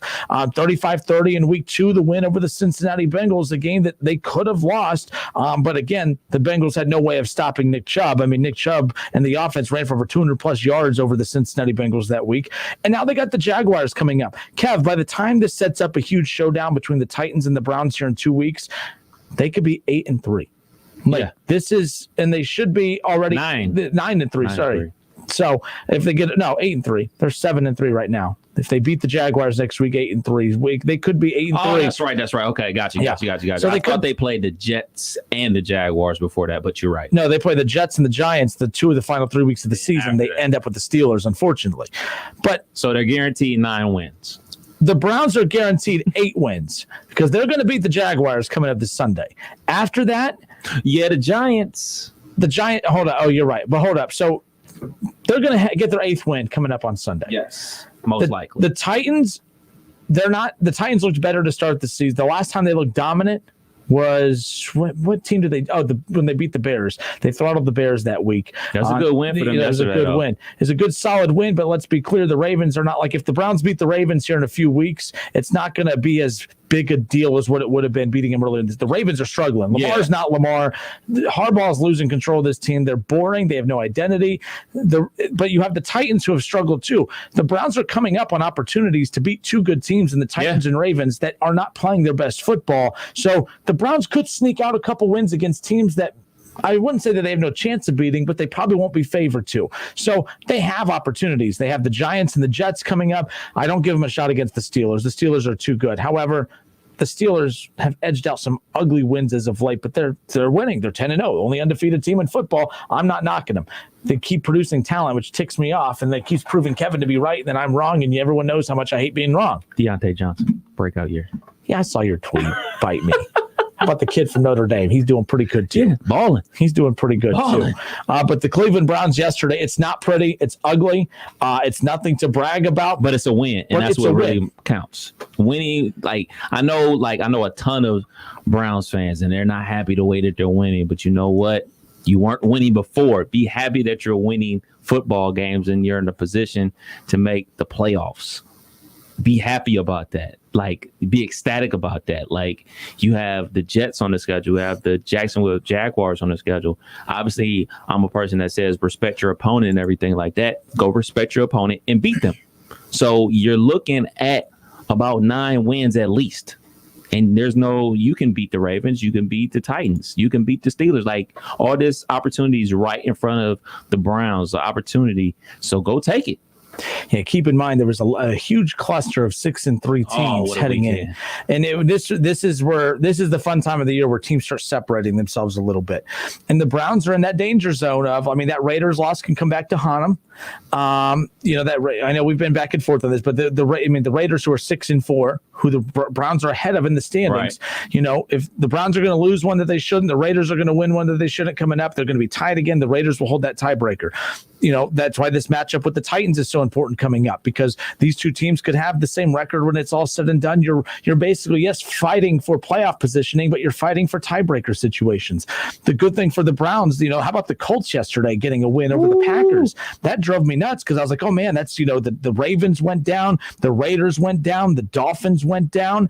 And I was like, man, if the Colts can go down, the Browns just shot up 4 teams. Yeah. And then the Colts. So regardless, if the Colts and Browns finish with the same record, the Browns will hold that tiebreaker. So these matchups with the Raiders and the Titans and the Colts are very important. They lost the matchup with the Colts. You cannot lose to the Titans coming up. You won the one with the Colts, and so you lost with the Raiders. You got to beat the Titans coming up here in a few weeks. It's very important. The crazy thing is, is you start shuffling through the mess. Cleveland is second place in the AFC North. You have the 10-0 Pittsburgh Steelers in first. Bravo. And then second place, the Cleveland Browns at 7-3. And, as they don't do it pretty. It's ugly, but like I said, I cannot overemphasize this enough. The biggest knock on the Browns, for as big a joke as the organization has been, is how many different ways they have found ways to lose games, Kev. And now they're not finding ways to lose games. They're finding ways to win games. How about yesterday's matchup with the Eagles? Like, I'm not sold on this defense at all, but as I talked about, they've given up on average 10 points a game the last 3 since giving up 34 to the Cincinnati Bengals just about a month ago. You look at what they did with the Eagles, all the turnovers they forced. They didn't even have Myles Garrett on the COVID list again this week, by the way, still not cleared to return this coming up week. I was like, oh man, now they're not going to have a good pass rusher to go up against Carson Wentz. The Eagles are a train wreck, but the Browns just kept finding ways to get turnovers. And of course, picking off, Carson Wentz multiple times, forcing a few fumbles. This team did a fantastic job yesterday of forcing turnovers and taking those turnovers into opportunities at the other end. Cleveland's an opportunistic team. I don't think they're great. I don't think they're bad. I think they're a little above good. I just think they're very opportunistic. And when you let them hang around, they're finding ways to get it done. This is unlike anything we've seen from the Browns in decades. They're finding ways to win games. They are no longer finding ways to lose them. And I can't say how impressive that has been for this team that's 7-3 that people like to knock every single week. They're 7-3. They're winning games. Sure, they're beating teams that are bad, but the Browns used to lose to those bad teams. Right. So what's next? I mean, every time they accomplish something, someone is right there waiting to knock them down again. So I'm a Steelers fan. The wife is a Browns fan. We're house divided. So we're watching both games. Like, we have to watch both games. She demands it. So we're watching the game, and, Baker misses Hooper in the end zone for a touchdown and everything like that. She loses her mind, everything like that, saying, he sucks. Get him out of there. Like, we got to get a quarterback, yada, yada, yada. She's losing her mind or whatever. I was like, but I told her, I was like, well, the good part is the defense is playing a lot better. And then she brings up a great point. It's like, well, the defense is only playing good because the weather is crappy. But then I use that in turn to say, well, maybe he missed that throw because the weather is crappy. So me and the wife, the same bickering conversations you and I have with the wife at home during this. So it sounds like Shayla's a very bright individual. She's bright, just except for when it comes to the Browns. How long have you been married? I've been married 8 years. So the last dumb decision she made was 8 years ago. Is that what you're saying? Probably. I do have this game marked down. The Ravens, Browns, Monday Night Football, December 14th. I'm taking off that your Tuesday. Popcorn ready. You said December 14th? Yes, sir. I got COVID on the 15th. Oh, gosh.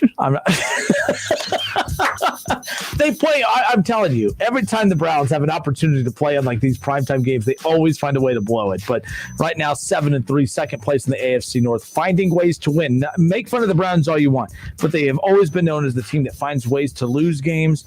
Kevin Stefanski, man, can't say enough about the job he has done of really just coaching the team, coaching to what he has, not trying to force Baker Mayfield to be something he's not. And not even forcing Baker to be something they want, because they want Baker to be more than what he has been. But they're coaching to what he is right now, and they're coaching to their strengths with Nick Chubb and, of course, Kareem Hunt. And I tell you what, this team, again, I'm going to say it one more time. A team that used to find ways to lose is now finding ways to win. They're 7-3, and they're on their way to potentially being a 10-11 win team. I predicted 12 coming in. If I'm off by a game, I think that's pretty damn good, considering the flaws that Baker has had. I thought they were going to win 12 because I thought Baker was going to be the Baker of old, the Baker of his rookie year. He has been pretty much the same Baker as last year, minus the turnovers, except they're winning and they're playing to their strengths and they're not turning the ball over. Baker, he fumbled yesterday, but whatever. But he doesn't turn the ball over. Like, he's not a turnover machine like he used to be. So he has that going for him. All right, it's the Justin Kinner Show with Kev Nash. We're going to get to your calls on the other side. 457-9464. The Browns 7-3, second place in the AFC North. We heard from the broken and battered Bengals fans. How happy are you Browns fans? Let's hear from you. 457-9464. Plus, we'll talk some Buckeyes in hour number 3 as well coming up. More of the Justin Kinner Show with Kev Nash next. It's the Justin Kinner Show with Kev Nash on 1410 ESPN Radio.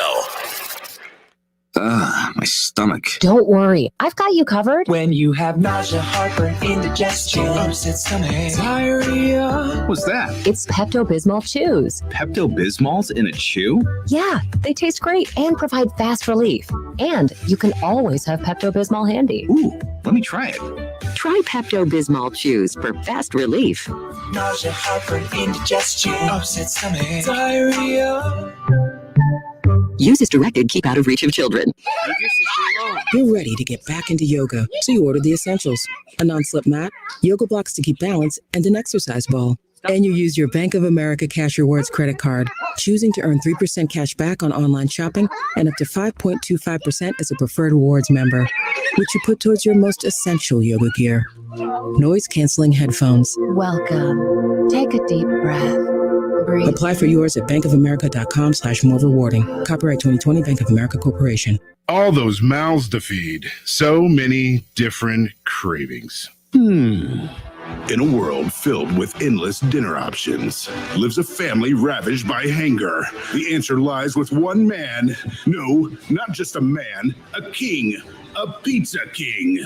Get a large Casano's Deluxe Pizza for $15.99 or a large pepperoni for just $12.99. Call 294-KING and see for yourself why the proof is in the taste. Pizza King. Welcome to Tire Discounters. Oh, hiya, Phantom. Hi, Mike. Hey, do you like to save big bucks? I like big bucks. Uh-huh. I cannot lie. And the other brothers can't deny, right? What? Well, let's just say that right now you can save big bucks on major brand tires. I like big bucks. And you cannot lie. Why would I lie, Mike? Never mind. Stop by Tire Discounters and save up to 150 big bucks on select major brands, plus a free alignment with a standard 4-tire installation. Hey, here to tell you about my friends at Cordell Transportation, now hiring Class A CDL drivers for new Home Daily dedicated lanes. That's right, Home Daily, earn up to $1,620 per week. A $2,000 sign-on bonus, medical, dental, vision, company-paid life insurance, outstanding new equipment, and no-touch freight. Call Cody, 937-277-7271, or apply at CordellTransportation.com. Driven to succeed. There's something about a Skyline three-way that makes me crave it. The chili, cheese, and spaghetti blend together perfectly. Just talking about it is making me hungry. Guess I'm going to Skyline today. The Montgomery County Veterans Service Commission is here to assist veterans during this COVID-19 pandemic. Even though we are not meeting face-to-face, we are here for you. We understand it is a difficult time with this virus threat and the strain of implementing social distancing. For those Montgomery County veterans who have lost their source of income due to their employers having to close or reduce their business hours due to the COVID-19 pandemic, you may be eligible for COVID-19 special financial relief assistance. Please contact the Montgomery County Veterans Service Commission at 937-225-4801 Monday through Friday for more information or to have an application sent to you. You can also visit mcvsc.org. The Montgomery County Veterans Service Commission is here to help Montgomery County veterans during the COVID-19 crisis. Call 937-225-4801 Monday through Friday or visit them online at mcvsc.org. Starting route. Your destination is 0.1 miles away. If you drive less than 500 feet, turn left. You have arrived at your destination. If you drive less than 25 miles a day, you could be paying less every day with pay-per-mile car insurance from Allstate. You get the same reliable coverage and hands-on expertise you'd expect from Allstate, but now at a price that's tailored to the miles you drive. Call your local Allstate agent and start paying what's right for you. Includes a daily rate. Prices vary based on how you buy. Subject to terms, conditions, and availability. Not applicable in California. Allstate Fire and Casualty Insurance Company and its affiliates. eBay has gifts that say a lot, but don't cost a lot. So save big on a DeWalt drill set for dad that says, let's get to work. Tell your all-star niece it's time for takeoff with Air Jordans at not-so-sky-high prices. And get a certified refurbished Bose soundbar for your husband that says, we're going to need a bigger home theater. Say a lot, save a lot on gifts from eBay for those who mean a lot. Listen to this radio station on the radio.com app. Discover and enjoy your favorite music, news, and talk radio from live stations across the country. Listen anywhere on all mobile and home devices with the radio.com app. My name is Kate Courtley, and this is my new show, Can You Survive This Podcast? I'll be drawing on my years as a former Navy SEAL platoon commander, sniper, and CIA contractor. The show is designed to teach you techniques that will increase your chances of survival if you happen to find yourself or your family in any life-threatening disaster scenario imaginable. Subscribe and listen for free on Apple Podcasts. Can You Survive This Podcast? Hi, Joey Beckett here at Buckeye Ford in Sydney, home of the Works Package and the Double Take Tire Specials. Call today for your appointment, 937-419-8473 or 1-800-700-0050. Buckeye Ford in Sydney, exit 92 off of I-75. We'll see you soon. Every home needs a reliable thermometer for twice-a-day temperature readings. Protect your family with the Exergen Temporal Scanner, the only home thermometer used by hospitals, physicians, and clinics. Shop Black Friday week deals Sunday through Friday at Kohl's. Plus, get $15 Kohl's cash for every $50 spent. And take an extra 15% off. Get the Big One Throws, $8.49. Toastmaster Small Appliances are just $2.14 after rebate. And Fitbit Versa 2 is $129.99. Plus, take 30% off Lego, 70% off fine jewelry, and save on boots for her, $16.99. Plus, get fast and free store pickup. Shop Black Friday week deals at Kohl's and Kohl's.com. Select styles. Offer valid November 22nd through the 27th. 15% off with promo code ENJOY15. Lego and Fitbit offers and coupons do not apply. Some exclusions apply. See store or Kohl's.com for details. Just close your eyes. Boo, you already got me an iPhone SE from Cricket. Okay. Open. A caribou. It's a reindeer, dear. In North America, it's called a caribou, boo. No way. Well, I love my new iPhone SE and my new caribou. What's your name? It's Caribou. Get the iPhone SE for $49.99 when you switch. Smile, you're on Cricket. Ends 1/7/21. Excludes upgrades and AT&T ports. Limit 2 phones per customer. Activation fee $25 per line and additional one-time fees. $4 customer assistance fee may apply. Subject to change. There's never any FOMO with the iHeartRadio app. You won't ever have to miss out on your favorite shows and contests with this radio station again. Radio 24/7, 365. We're here when you want us. Stay connected and listen anywhere when you download the free iHeartRadio app. Hi, this is Paul Keels, voice of the Ohio State Buckeyes. Keep your home comfort system running smoothly and efficiently with regular checkups from Butler Heating and Air Conditioning. Butler has been proudly serving the Miami Valley since 1949. Don't wait until your equipment breaks. Call Butler today at 937-253-8871. That's 937-253-8871. Go Butler and go Bucks. Everyone's temperatures vary throughout the day, so it's important that you screen for fever in the morning and in the evening. Fever is a sign of COVID-19, so stay safe with the Exergen Temporal Scanner. Home for the holidays, taking on a new meaning this year. Whatever your plans to celebrate, First Florist and Greenhouses can brighten your home with the holiday spirit. For gourmet baskets, holiday decorations, seasonal plants, and fresh cut flowers, your best choice is Dayton's largest family-owned florist and greenhouses, in business at the same location since 1905. First Florist and Greenhouses, in-store shopping at 1306 Troy Street in Dayton, curbside pickup, and convenient online shopping. Visit us at firsttheflorist.com. That's FURST, theflorist.com. Friggin' chicken chunks, friggin' chicken chunks, friggin' chicken chunks, friggin' chicken chunks. $29.99 each, you 4 pounds of friggin' chicken chunks. You get the 4 sauces too. Get the 4 sauces too. 4 sauces too. 4 sauces too. 4 sauces too. Friggin' chicken chunks. Ring in the season with 4 pounds of frickin' chicken chunks. Buy a $25 Frickers gift card and get 5 frickin' bonus bucks free. The ho home for fun, food, sports, and spirits is Frickers. Friggin' chicken chunks, 4 sauces too. Friggin' chicken chunks, 4 friggin' pounds, friggin' chicken chunks. Try Canada Dry Bold Ginger with an extra kick of real ginger taste that blow the butterscotch out of your grandma's bowl. Canada Dry Bold Ginger, not your grandma's ginger ale.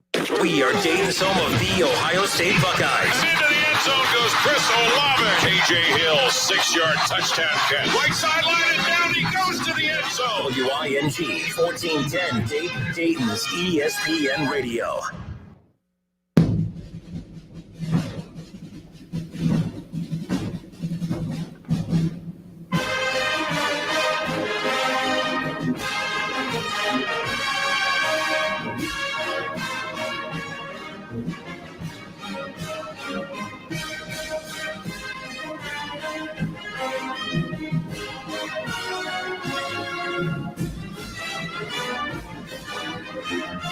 All right, everybody, welcome back. It's the Justin Kinner Show with Kev Nash live here on Dayton's ESPN radio station, 1410 Wing AM, Ohio State, Indiana. We're going to get to that in just a moment, but we had an interesting question come down on Facebook. Lamar Shelley says, what teams, Kev, in the playoffs can the Browns beat if the playoffs started today? Of course, we were just talking about the positive side to the Browns' hot start here earlier. 7-3, second place in the AFC North.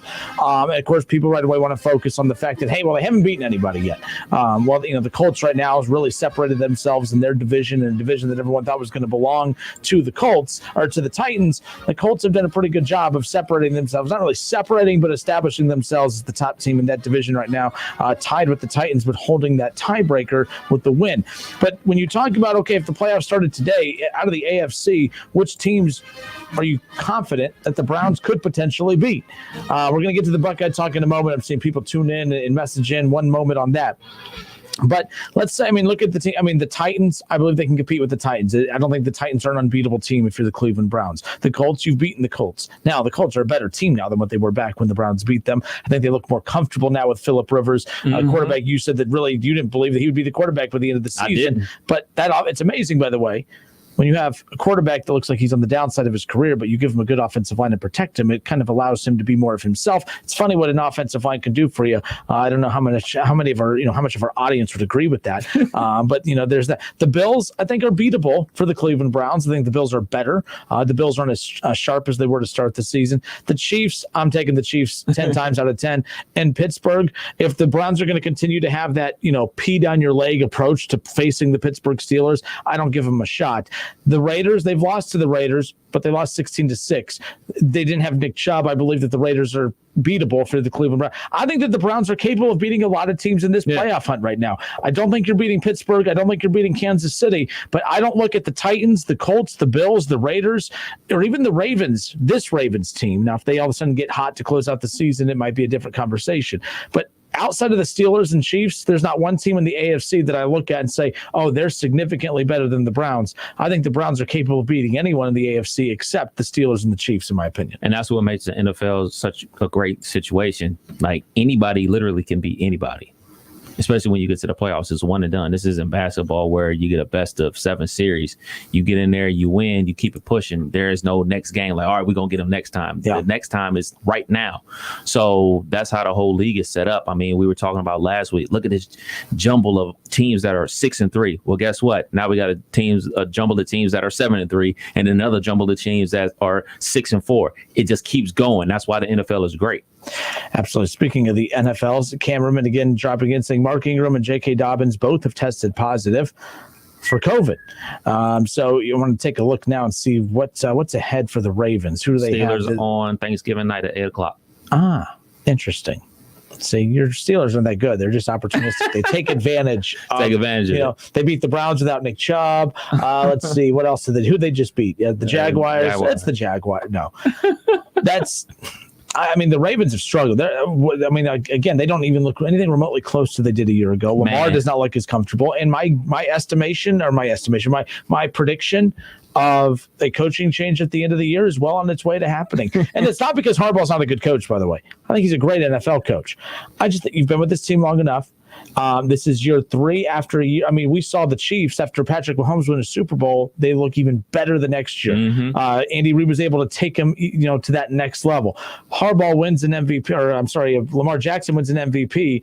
Harbaugh takes him into year 3, and they've taken a step back. That can't happen. So again, a lot can happen to close out the season. But if the Ravens don't find a way to, catch fire here to close out, they're risking missing the playoffs potentially. Yeah, they're on the brink. Guarantee. They're on the brink, man. I don't know if they're going to make it, to be perfectly honest. That's why I circled that matchup with the Browns and Ravens December 14th, because that's it.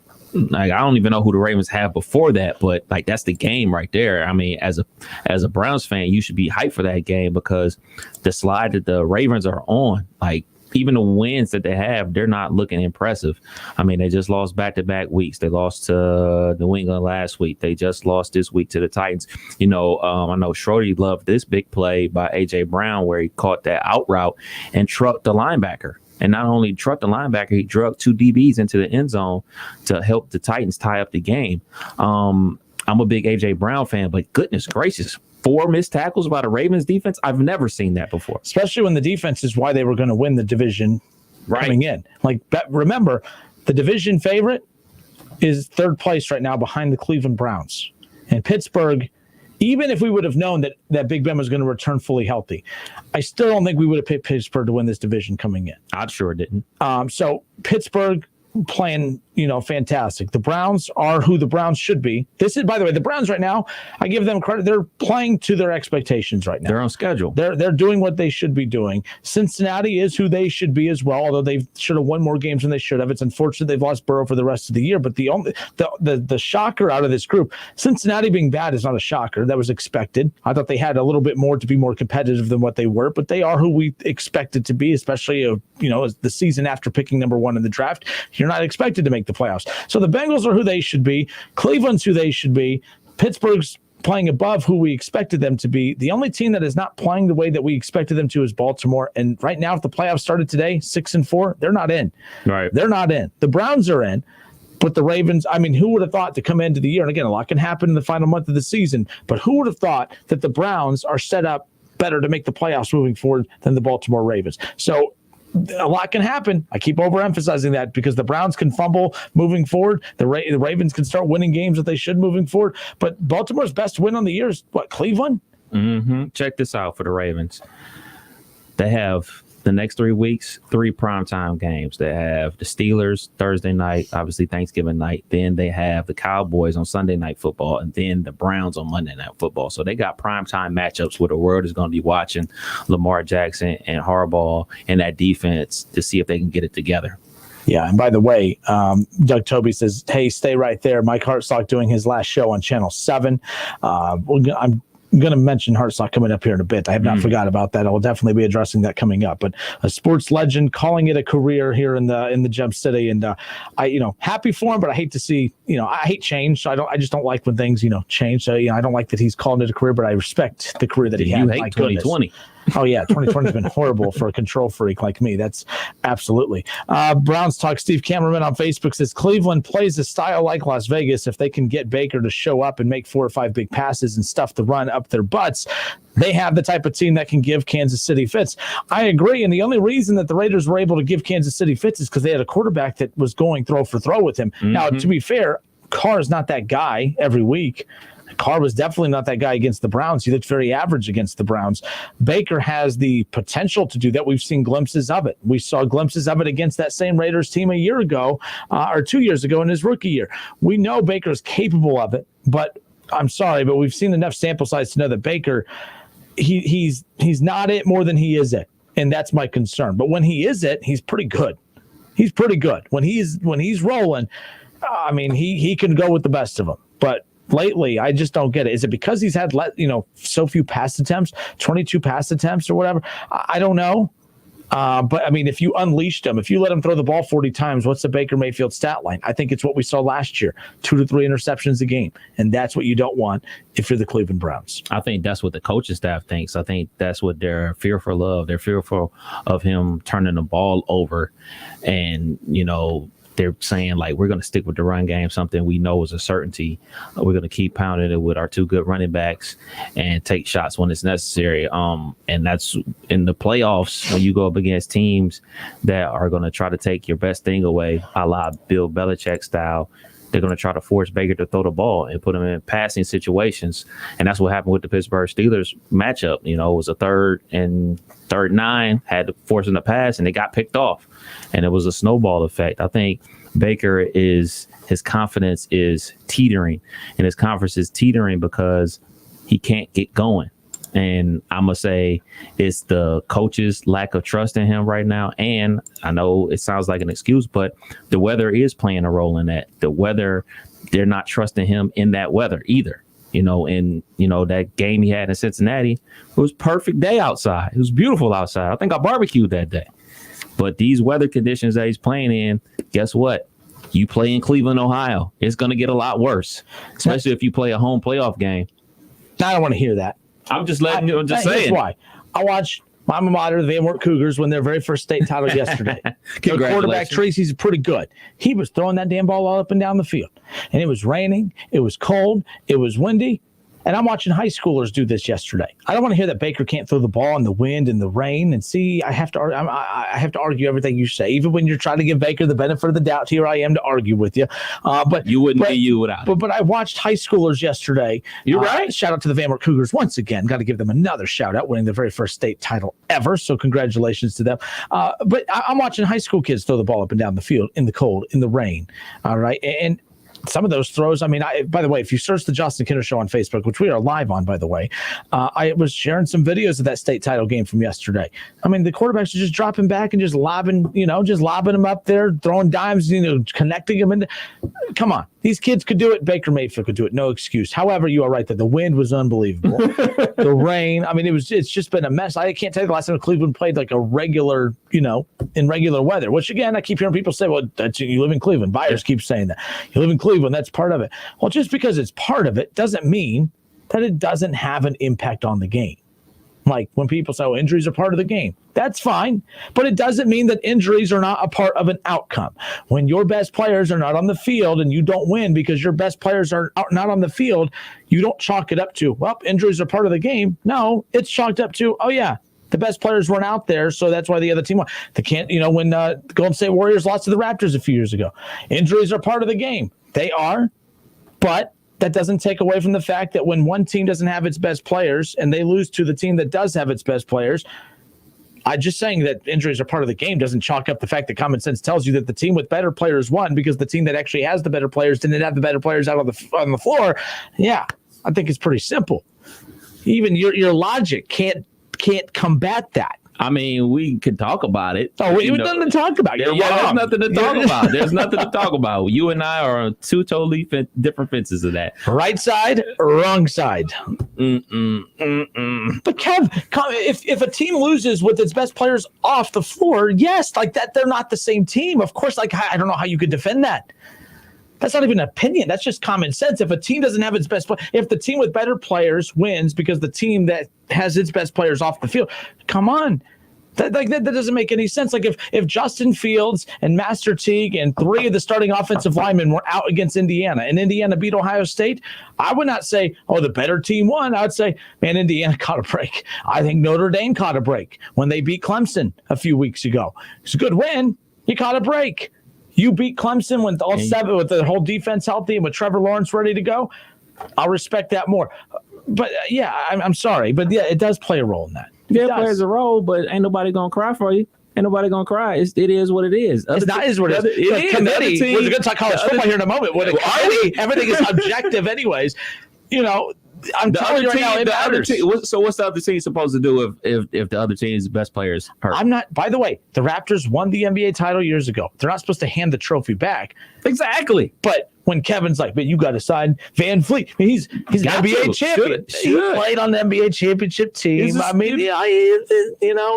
win that if Kevin Durant doesn't go down. We know that. We don't know that. We know that. LeBron James couldn't beat the Warriors when they were fully healthy, but Van Vliet was. He was a part of the team that won the NBA championship. He was a part of the team that won the NBA championship that beat the Warriors minus Klay Thompson and Kevin Durant. Oh, well.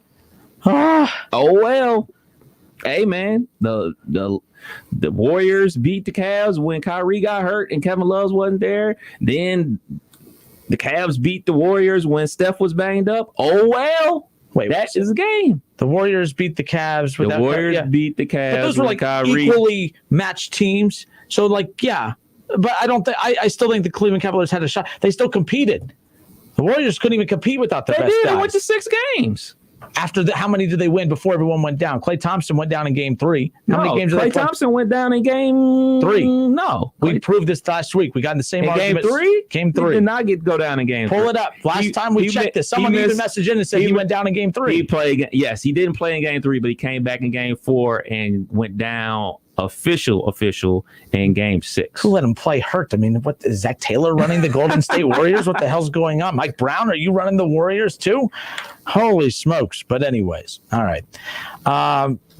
I forgot what I was going to say. Yes, we're going to transition to college football now. Speaking of being totally objective, the Kev Nash College Football Playoff poll, because you're out for the week. This is your getaway day. Yes, indeed. Yes, indeed. Must be nice. I don't know about that, considering I'm about to be here till like 9 o'clock cutting commercials, but it is what it is. It's, you could just be hurt and not do it. Tell the salespeople it's part of the game. Sorry. All right, so when we come back, the first college football playoff poll comes out tomorrow night. Ohio State defeats Indiana in what was a game that I really enjoyed and a lot of people were uncomfortable with, but I feel good about Ohio State coming out because we learned more about Ohio State. We also learned about Indiana. I feel better about Indiana than Cincinnati. I know way more. By the way, why are we going to reward Cincinnati for barely beating a top 25 team or a non-top 25 team? Could someone answer that for me? Indiana literally loses by one possession to the number 3 team in the country on the road, and we're going to knock them back in the rankings. Cincinnati barely beats a non-top 25 team, and we're going to keep them in the top 10. Are you kidding me? Are you kidding me? We found out more. We learned more about Indiana than we learned about Cincinnati. Actually, I was more impressed with Indiana than I was Cincinnati. Indiana is taking it to the number 3 team in the country, and we're going to punish them by knocking them back. But Cincinnati, they hold on for a very close win against a non-top 25 team, and we're like, oh, man, these Bearcats, they got no quit in them. Oh, man, the cardiac Bearcats. If that rhymed, we'd call them that. Give me a break. I can't wait to find out what non-top 25 team they barely wins out a win this weekend against. Actually, they're off this weekend, so there you go. I'll take Indiana over Cincinnati any days. We'll be back, at least this season. We'll be back in a moment. Our top 10 college football playoff poll, the Kev Nash poll, the Kinner poll. What will the college football playoff poll look like tomorrow? We'll take a guess and a stab at it when we come back.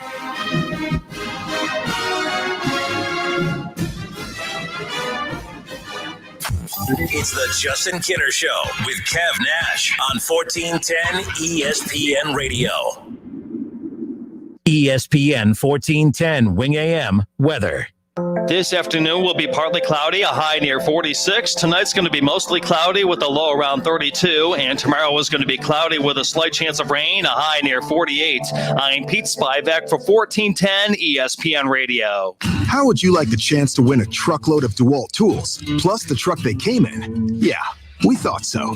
Don't miss Lowe's Provember event. Now through November 25th, you could win a set of 18 DeWalt tools worth over $3,000. And the truck? A 2021 Chevy Silverado. Enter for your chance to win at lowesforpros.com/Provember. Lowe's, the new home for pros. No purchase necessary. Starts 10/28, ends 11.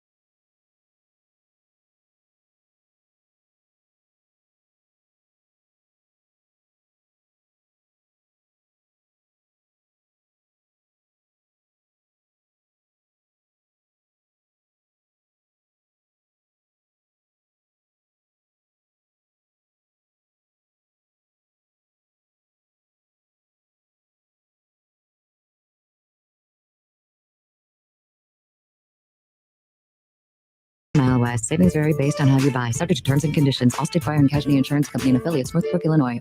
Get in the zone, AutoZone. Welcome to AutoZone. Dealing with battery problems? We can help you out and get you ready for the colder weather ahead. Let's start with a free battery test. If you just need a free charge, we can help with that too. And if it's time for a new battery, we've got replacement batteries that fit your needs, starting at just $79.99. That's what makes us America's #1 battery destination. Claim based on data from the NPD Group 2019. Get in the zone, AutoZone. The great thing about facts, they're proven.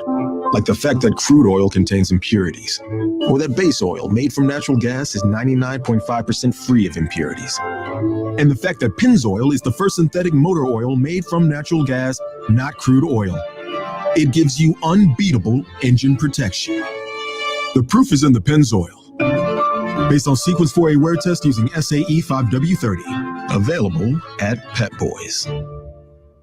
It's time for some straight talk. Look, we all drop our phones. It happens. You fumble it, crack it, splash it. Well, Straight Talk Wireless now offers this new Platinum Unlimited plan that includes phone protection. Just $65 a month for unlimited talk, text, and data, plus 20 gigs of hotspot, 100 gigs of cloud storage, and more. All on the best network. Straight Talk Wireless, no contract, no compromise. See Mobile Protect terms and conditions at Asurion.com/Straight Talk. Limitations and exclusions apply. At the Home Depot, get Black Friday pricing now through December on great gift ideas for any doer on your list, like a Ryobi Impact Drill Driver Kit for just $99, was $129. Save on top tools, appliances, the latest in smart home tech, even holiday decor to light up the living room or bring joy to the neighborhood. Black Friday savings, in-store, online, store-wide. Gift giving, improved. From the Home Depot, how doers get more done. U.S. only while supplies last. See store for details. With gifts from eBay, you don't have to spend a lot to say a lot. Get a DeWalt drill set for Dad that doesn't cost a lot, but still says, I love you a ton. For your all-star niece, Air Jordans that say, I can't wait to watch you take off, at a price that isn't sky high. And for your rock star husband, a Bose soundbar that speaks volumes. For those who mean a lot, eBay has gifts that don't cost a lot. For official contest rules, go to wingam.com and click on contests. It's game day.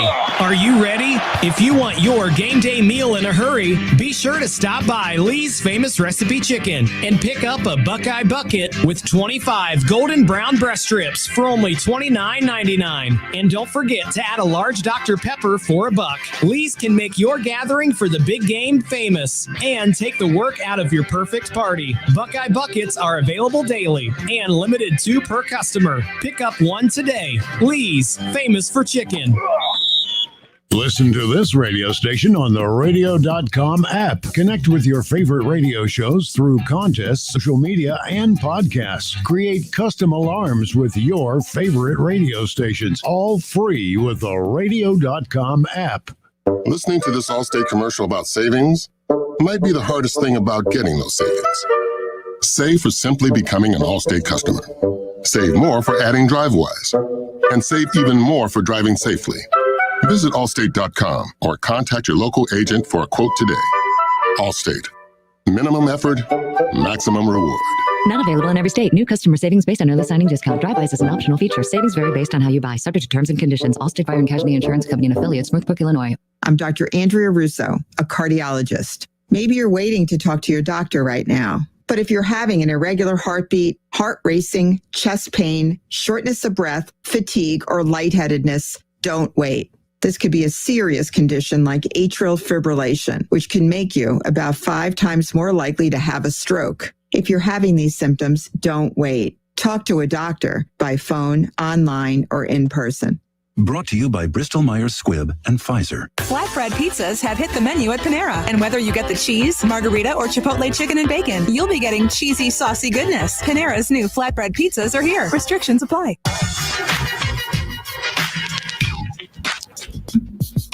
Justin Kinner, Kevin Nash back with you here on 1410 ESPN Radio. I got Pioneer Football League news for you. Okay. Don't everyone come to a screeching halt on the highway. Pioneer Football League. My God, this is going to be huge. That's where UD plays, right? It is. So the Pioneer Football League President's Council has endorsed a 6-game conference season to be played in the spring of 2021 as advanced by the PFL athletic directors and coaches. This is a press release that just came out from the Pioneer Football League earlier on this afternoon. And it looks like, UD football might happen. I've been watching videos on social media, Coach Chamberlain and his staff doing a good job, continuing to hold workouts and the team's still meeting and practicing. But I will say, practices suck when you have a game even coming up on the weekend. Imagine having practices and workouts and going through all that when you don't even know when your next game is going to be. Mm-hmm. So I'm glad that they're exploring this option. The fact that there could potentially be UD basketball and football going on at the same time. I mean, they're broadcasting. Larry Hansgood, those guys are going to be pretty busy, but I promise you they're going to be really happy to be that busy because they've been wanting these games back. We all want these games back. UD season's supposed to tip off. You're coming up around the corner of college basketball. Supposed to tip off this week, Kev. I don't know. I don't know when the next UD game is we're going to see. I know it's scheduled, but I don't know when we're going to see it. So yeah, it's very scary. You talked about Duke canceling games already. It's up in the air, man. I know a lot of people think, it's in the bag. We're going to have a college basketball season, and they can't afford to miss 2 straight years of March Madness. We're all going to have to be on a very adjustment-friendly schedule this season. Absolutely. We'll keep an eye on it. And I want to see college basketball. I'll feel good once I officially see it back on the hardwood. I was bummed to see Duke canceled just because I thought that some of the bigger schools were going to kind of just push and bully their way through. When you're seeing schools like that. My thing is this: can we stop with the non-conference stuff? Can we just push it back to January and let's reset here and let's just get comfortable? Let's let conferences reassess some things. I think it's dumb. You're going to play one game possibly on Saturday, and then you might be off for 2 more weeks. I mean, football does it, but I guess basketball's a little different. But you see my point. It's ridiculous. Some teams are going to end up playing, 6 to 7 non-conference games. Some teams won't play any. Some teams will play 1. Some teams, Kev, might play this week and then won't play again for another 3 weeks just because, it's not that they scheduled it that way. I think you're doing more harm than good. Just stop non-conference, clearly we don't care about it anyways unless it fits our ego. The only reason UD is trying to squeeze in any games to begin with is so they can brag about playing SMU and some of these others. They don't really care about the non-conference. If UD cared about the non-conference, they wouldn't let their egos get in the way of the schedules that they put together because apparently, they end up canceling the game with Bellarmine, by the way, and then they replace it with Purdue-Fort Wayne. Now, you're probably saying, well, what's the big deal? It's, you replace one bad team with another. Well, Purdue-Fort Wayne comes out of the Horizon League, a very familiar conference that another team here locally plays in, but the egos of the boosters and the personnel at UD just can't get over themselves. They have one season at the adult table and now they think they're bigger and better than everybody else. So they're going to snob Wright State some more. All right. And it's ridiculous. How are you going to play? So just cancel the non-conference, play conference only, get this in. The A-10 also frustrates me, Kev, because the A-10 also they kept the same schedule as is. So you're going to have one home game, travel for a couple, come back, have a couple home games, travel. Like it's a schedule that's laid out for what is a regular season. Right. The Horizon League and a lot of other conferences are doing this wacky thing where you're going to host one team one night, play that same team the next night on your home floor, back-to-back nights. Then you'll go play another team and you'll stay the night there. You'll play that same team 2 days in a row. It's weird. It's funky, but I guarantee you they're going to probably have less issues than the A-10, who's going to be trying to fly teams all over the damn country trying to get games in. It's ridiculous. It's stupid. And anyone that signed off on that thinking it was smart is dumb. It's dumb, Kev. It's absolutely foolish. Every week, college football, less and less games are getting played.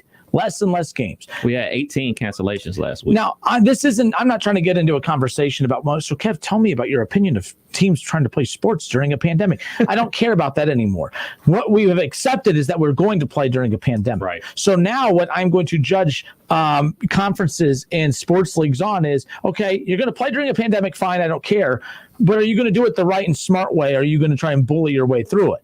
And that's what you have conferences who think that they know, like the A-10. What are you doing? Why are you doing it this way? You're going to have so many, UD is going to miss so many games because the conference decided to just, you know what I mean? Like, it's ridiculous. I'm not a fan of that. And I'm really concerned about that. Rick Pitino tweeted out earlier, he wants the season to be delayed until March. That's... You're not going to have a lot of one-and-done guys playing, I know that.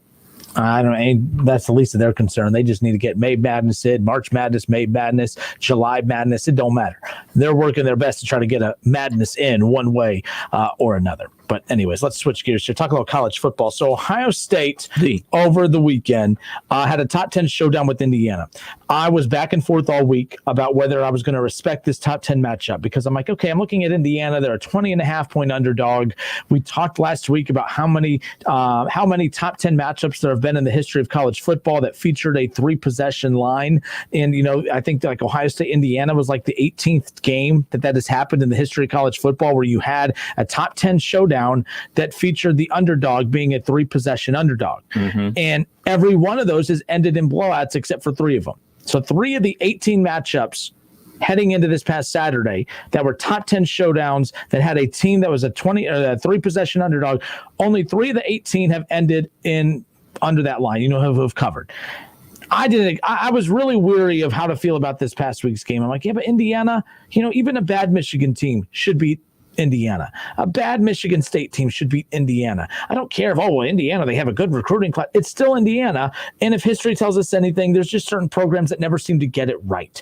Indiana's one of those. Rutgers is one of those, at least, especially in the Big Ten. So I just wasn't really willing to budge. I wasn't losing sleep the night before the Ohio State-Indiana game, but something in the back of my head kept saying, this is a little bit different because of the flaws of Ohio State. Mm-hmm. This is not a perfect Ohio State team. This is not a great Ohio State team. This Ohio State team, which should technically be better than last year's from the standpoint of overall skill positions, Kev. I know you're losing a lot of talent. You lose, Jeff Okudah on the defensive end. You lose Chase Young. I get that. You lose J.K. Dobbins, but you bring back an entire offensive line. You're Ohio State. I don't want to hear about losing talent. You shouldn't be, you should be reloading. Basically, mm-hmm. We see Clemson lose talent every year. They reload. Alabama loses talent every year. They reload. So I think it's fair of me when Ohio State loses talent to not say, oh, man, we're in trouble. We lost Chase Young. It's okay. Who's next? Maybe that guy won't be as dominant as Chase Young, but we're going to have year 2 or 3 of another position defensive player that's going to take over the reins of a dominant defensive player. Right now, Shaun Wade should be that guy. Mm-hmm. And teams do not fear Shaun Wade. Teams are throwing at him. Now, he had a pick 6 finally. Keith Byers, talked about that on the Sunday show yesterday, saying, he's been calling out when is Wade's moment going to come? When is he finally going to put his thumbprint on this defensive attack? Shaun Wade finally emerged, had the pick 6. But what I kept noticing, Kev, was that Michael Penix Jr. and every quarterback before that, they are not fearing him. We watched that Penn State game. They went at him. They went at him every time. This is supposed to be a guy that was going to opt out of the season because he was going to focus on the draft. He was supposed to be a first-round draft pick. And although he's still probably trending that way, I do find it odd that a guy that is a future first-round draft pick, that opposing quarterbacks in a conference that doesn't have great quarterbacks is not fearing him. They don't fear the secondary. And sometimes Ohio State didn't even have a secondary. There were guys wide open. It wasn't even guys making great catches, Kev. In fact, Indiana dropped a lot of easy catches. Yep. They dropped a lot of easy first down catches that could have extended a lot of drives, especially early on. Indiana looked like they looked like the Browns against the Steelers. They really did. Did you get a chance to watch the start of the game? Yes. They looked like the Browns against the Steelers. You had wide open receivers dropping passes. You had mistakes that were being made, and somehow Ohio State wasn't able to capitalize on a lot of those and make them pay. They did go up 21 at some point. I turned it off. I thought this was the point where Ohio State had worn them down and they were going to pull away. What that says to me about Indiana coming back and making it a game, Kev, for one, it says Indiana's better than we gave them credit for, but then I gave them credit for.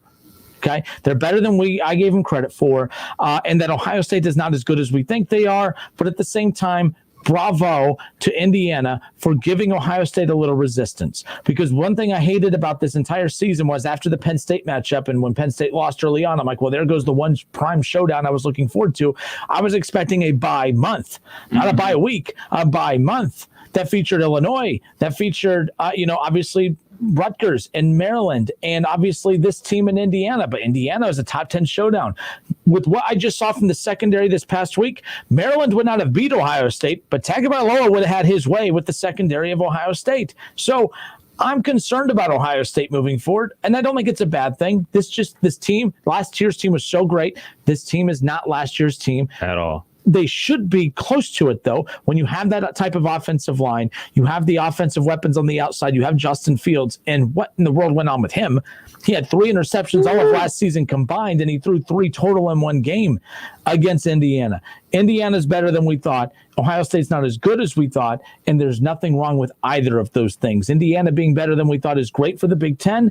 Ohio State not being as good as we thought really means nothing. They're still a top 4 team, in the college football landscape. So it was a good game. I think we learned a lot about Ohio State, and we learned a lot about Indiana. And good for Indiana, good for Tom Allen, good for that program, because in a season where I'm seeing a lot of quit out of that conference, I don't even know why we work so – I do know why, Ohio State. But for a conference that worked so hard to get these teams back out on the field, I'm seeing a lot of quit out of Michigan. I'm seeing a lot of quit out of Penn State. I'm seeing a lot of quit out of Michigan State, new team, Mel Tucker, Nebraska. But Nebraska and others. It's embarrassing.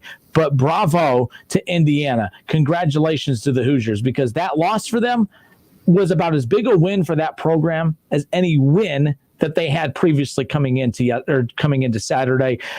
It's good for Indiana. It's good for Buckeyes. Good for everyone. It's a good win for Ohio State. Everyone's in good shape moving forward. It was just a good game for both programs. It's a couple things I want to touch on. One, you look at the defense from last year.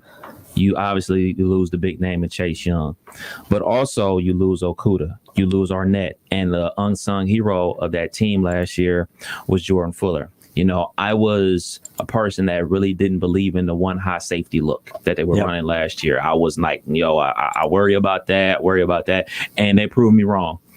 And they were outstanding on defense. And they're still trying to run that same scheme this year. They don't have the talent to do that. Something also I noticed, they have Marcus Williamson out there playing in the slot corner spot. I worry when you're a senior and this is your first time playing. You haven't been on the field outside of special teams until this season. So you're very green. You don't have a lot of experience out there. Then it also had me thinking like, oh man, remember Amir Reap and Jason Went? Obviously, whatever they're accused of is what they're accused of. We're not making any light of that. But man, they would be real good on this football team right now because those are the guys that came into the game last year when Sean Wade got ejected from the bowl game versus Clemson. So those guys would be starting right now. Marcus Williamson wouldn't be starting. Marcus Hooker wouldn't be starting either. You know, we heard all this talk about 41, KB's number, Proctor. He's not starting at the high safety. So it's a lot of guys out here that, you know, we expect because, you know, they got the 4 and 5 stars and all that type of stuff, but they got a lot of years in the silent program, but not a lot of years on the field. And that worries me. That worries me to a fact that say you couldn't get on the field for this long. Also, it worries me about other guys that are backing up guys like Tuff Borland and Baron Browning and all those other guys. Like, we got a lot of younger guys. Well, not even younger guys. They're not even younger no more. You got Taraja Mitchell. You got Pope. These guys are juniors now, and they're still not cracking the field. Still not cracking the field. And then you go to the defensive line. You say, man, we had a game changer on the defensive line from Bosa to Chase. Now we don't have a game changer at the defensive line. You have good defensive linemen. We're stopping the run with the linebackers and D line, but we're not causing havoc in the backfield. So paging Zach Harrison, you were the guy that we flipped from Michigan. We need you to show up and cause havoc in the backfield. A guy that went to my high school, Tariq Smith, we need you to cause havoc in the backfield. And I mean, we go to the other side of the ball. Got to give a lot of props to the running game and a lot of props to the offensive line. They really played some real good, tough-nosed football. But something I also noticed, man, and that I always notice with Justin Fields, he's getting hit because of him. He's not getting hit because he's getting blindsided and the offensive line can't protect him. He's holding on to the ball too long. Throw it away, bruh. Why are you throwing it into double coverage? Throw it away. One, you got the one interception across the middle. Great play by Indiana. And when we talked to our buddy from Indiana, Zach, what's his name? Zach Osterman, yep. With the Indy Star. He talked about them mixing up coverage. And I was saying, like, you know, when the blitz packages were pretty impressive too. Yeah, like they're doing zone blitzes, zone dogs and stuff like these are like NFL concepts out there. So yeah, they're quote unquote Indiana and everything like that, but they're still the same concepts. So he got robbed over the middle for the one interception. Tip your cap to Indiana. They made a great play, great call. But the one the defensive lineman made, I mean, it's a great catch by the D lineman, but you threw it up for grabs. So it's anybody's ball. That's terrible. Throw the ball away. That's unacceptable, man. You're in the program for your second year. You got expectations of making it to the NFL. You're throwing it up for grabs against three guys. I know you wanted to talk about the whole Heisman thing. I don't necessarily think they were trying to play for the Heisman stats and everything like that, because if Ryan Day was truly out here trying to win this kid the Heisman, we have bigger problems than that.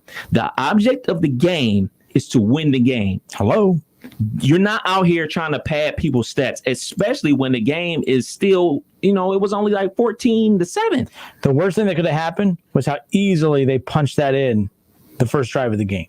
Oh yeah, I know that sounds crazy, but the worst thing that could have happened to Ohio State was the start that they had, because once Indiana got settled in, it was two different opponents. The opponent that Ohio State faced in the first half of the first quarter, it was a 3.5 quarters of a much tougher, different Indiana opponent. Once Indiana settled in and said, okay, we're fine, we're good, they were peeing down their leg to start that game, and it was very obvious. Ohio State, they made it look like it was Rutgers marching down that field to start. And I'm like, oh, here we go. This is going to happen. Right? Yeah, two plays, two big passes. And then the very next possession, Justin Fields went he had 6 straight incompletions after that interception that he had, the first one. And for those who didn't know, earlier in the show, I've noted that when Ohio State stops playing to win him the Heisman and starts playing to win games, I agree. By the way, I don't truly believe that Ryan Day is drawing up game plans to win him the Heisman, but at times, Ryan Day he gets mad at the media. Ryan Day in the post game, he's very good with media. I don't say mad, but he corrects the media a lot. Can you guys stop saying that we don't have a good run game? We're averaging 200 yards a game. I'm like, Ryan Day, sir, here in the back. Can you remind yourself that? Remind yourself that? Because you don't need to tell us that. You're right. We're being a little critical. It's what media does. Yeah, and we're spoiled. We're spoiled. But he needs to remind himself that, because he is right. And when they committed to the run later in that second half, Master T, that's when better things happen. Now, I say that it was weird, Kev, because they were doing that. He got busy, 160 plus yards. But at the same time, it was also one of those things where that's during the time that they were coming back. But Justin Fields was not, it hurt his Heisman chances, but I don't care. Right. I really don't care. This team needs to win a national championship this year, or at least play in it. I can forgive a loss in the title game. Get there. Win. Get there. Win. But they're not getting. If they made Michael Penix Jr. look like a Heisman candidate. He threw for 491 yards and 5 touchdowns. And Michael Penix Jr. is a good quarterback, but he is not. 491 yards against the DBU, the D-line, all this stuff. And it wasn't swing passes. It wasn't bubble screens. He was taking shots downfield, man. Yep. And it was some busted coverages. He was hitting guys, and he had about 60 yards in drops. I know a lot of people out here raking Kerry Combs and everything like that. No. You're not going to tell me that a guy like Kerry Combs, who's been coaching football for longer than both of us have been alive, I forgot how to coach DBs. No, it's not that. It's the players. The players need to play better. It's as simple as that. Players like Marcus Williamson and Marcus Hooker need to know what the bleep they're doing. That's not on the coach. He has produced a lot of first-round picks. DBU, right? He's the DB coach. So it's not the coach. More like DB who? Am I right? Goodness gracious, man. I'm with you. This is not normal. It's a lot of younger guys out there on this roster that need to play more. I was trying to give dudes the benefit of the doubt, and I'm like, all right, man, it's a COVID year, all that mumbo jumbo. But look, man, Marcus Hooker, you ain't your brother. Okay, I'm a younger brother. I've heard that before in my life too. Well, guess what, Marcus Hooker, you're hearing that. You ain't your brother. You're not making the same plays that Malik Hooker made. Marcus Williamson, you've been with the program 4 years. This is your first time touching the field with some meaningful snaps. Okay, we saw what you can do, and what you're doing is not too good. Let's check out some of these other guys. Tariq Johnson, hello. You've been with the program 3 years. You want to do something, please? You want to get on the field, please? Show the coaches what you can do in practice and get on the field and execute. It is not the coach's fault that you dudes don't know what y'all doing, because they have produced so many guys that go to the NFL. It is on the players to make the correct plays. Well, last year was Urban Meyer still type team. Maybe Ryan Day is the problem. Maybe it's Ryan Day. It's showing Kerry Combs, I can tell you that. No, I'm just joking about Ryan Day. Ryan Day's fine, but Ryan Day, but you're allowed to have a bad game. For sure. Lost to Iowa, and you lost to Purdue. You lost games you shouldn't. You lost to Michigan State a few years ago. The year, that basically cost you a playoff, maybe a chance to win back-to-back national titles. Urban lost bad games. This felt like a loss, as crazy as it sounds. It was a top 10 win, and yet it's because, to be fair, as good as Indiana looked, there was just mistake. Like Penix Jr. was completing passes to receivers who had nobody around them. That's not like they were making plays. It was just that's the thing. When he's throwing to where Williamson or Marcus Hooker is supposed to be, they're wide open. But the plays that were being made by Freifogel on our All-American cornerback, that's alarming to me. And my brother and I were talking about it. Is like, yo, he's working his way to be playing safety in the NFL. If he can't get his bleep together, he won't be playing cornerback. He'll be playing safety, and he'll be getting drafted in the 3rd and 4th round, costing himself millions of dollars. All right, we only have a few more minutes left. Kev, hit some music and give us a little background music here. You're out tomorrow. We had this saved for tomorrow, but since you're out tomorrow, we're going to go ahead and do this today. If the college football playoff poll comes out tomorrow, the first of 5. The Kev Nash college football playoff poll is what? We have it up on the screen for those of you watching live on Facebook. Kev, your college football playoff poll is what? All right, number 10, I got the U. The Miami Hurricanes. Number 9, Northwestern. They had a big win over Wisconsin this weekend. I really wanted to keep Indiana in my top 10. I was very impressed with them, how they played, but you know me, I punish teams. I punish them for losing. So I really don't even feel that confident about my top 10, to be perfectly honest. This is a very tough year to be trying to rank top 10 teams. BYU. I had no issue. BYU beat down on Friday night. Their quarterback is out here balling. Their season's about to wrap up, and he's just about to be sitting, chilling, waiting for the Heisman ceremony because he's going, and he'll be going to the NFL very soon. Also, Florida had a good win over the weekend. Kyle Trask continues to put up crazy numbers, and he was without his 2 biggest weapons for Florida. He's looking like he's going to be a Heisman contender, and he'll be probably leaving for the NFL. My UC Bearcats, Kenner, they still won their game. I know that you're going to talk about they barely beat a non-ranked team, but they did come back and win that game. And before that, they were blowing opponents out. Number 5, Texas A&M. You're back at number 5. You're just there because I wanted to put Clemson number 4. Clemson, sure, we wanted to get to them in that whole debacle that happened with Florida State. Let's be clear. Clemson was going to put up 60, 70 points on Florida State. So let's just pretend like they did and put them at number 4. The Buckeyes stay at number 3. Bama stays at number 2. And the number 1 team in my poll is Notre Dame because they have the best win in college football. All right, and that's Kev Nash's top 10. The college football playoff poll comes out tomorrow. Take a look at my top 10. Alabama coming in at number 1. No surprise there. In fact, the AP poll that came out, Alabama is the number 1 in the Associated Press college football poll, the unanimous number 1, by the way. I thought that was interesting. Notre Dame, I have at number 2 just because I would want to put Clemson at number 2. I want to put Clemson should be number 2. I still believe they're the second. If not, if they beat, a field goal goes their direction in that game, they're number 1 in the country right now. And Notre Dame's 3. But I have Notre Dame at 2 because they beat Clemson. I have Clemson at number 3. Ohio State moved back to me. Ohio State is a good football team. They're top 4 in the country. I am not taking a shot at Ohio State here, but Clemson's only flaw that we saw this year has come against a top 4 team in the country. Mm-hmm. Ohio State's flaws, yes, came against a top 10 team in the country in Indiana, but let's be clear, as we just discussed, Ohio State's issues against Indiana were self-inflicted more than anything. Indiana's good. They're solid. But at the same time, Ohio State is made mistakes against Indiana that got exposed more, but they were making those same mistakes against Penn State. Yes. They made them against Rutgers. They gave 28 points up to Rutgers, folks. Don't forget.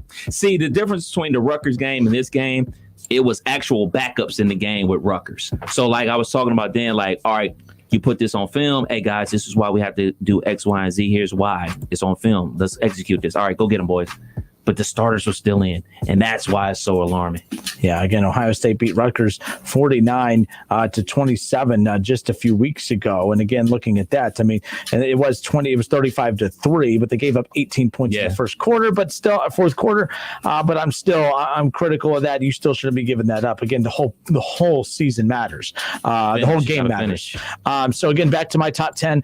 So I do have Ohio State at number 4, just because of that. They cleaned it up. I had to move Clemson up. I want Clemson at number 2.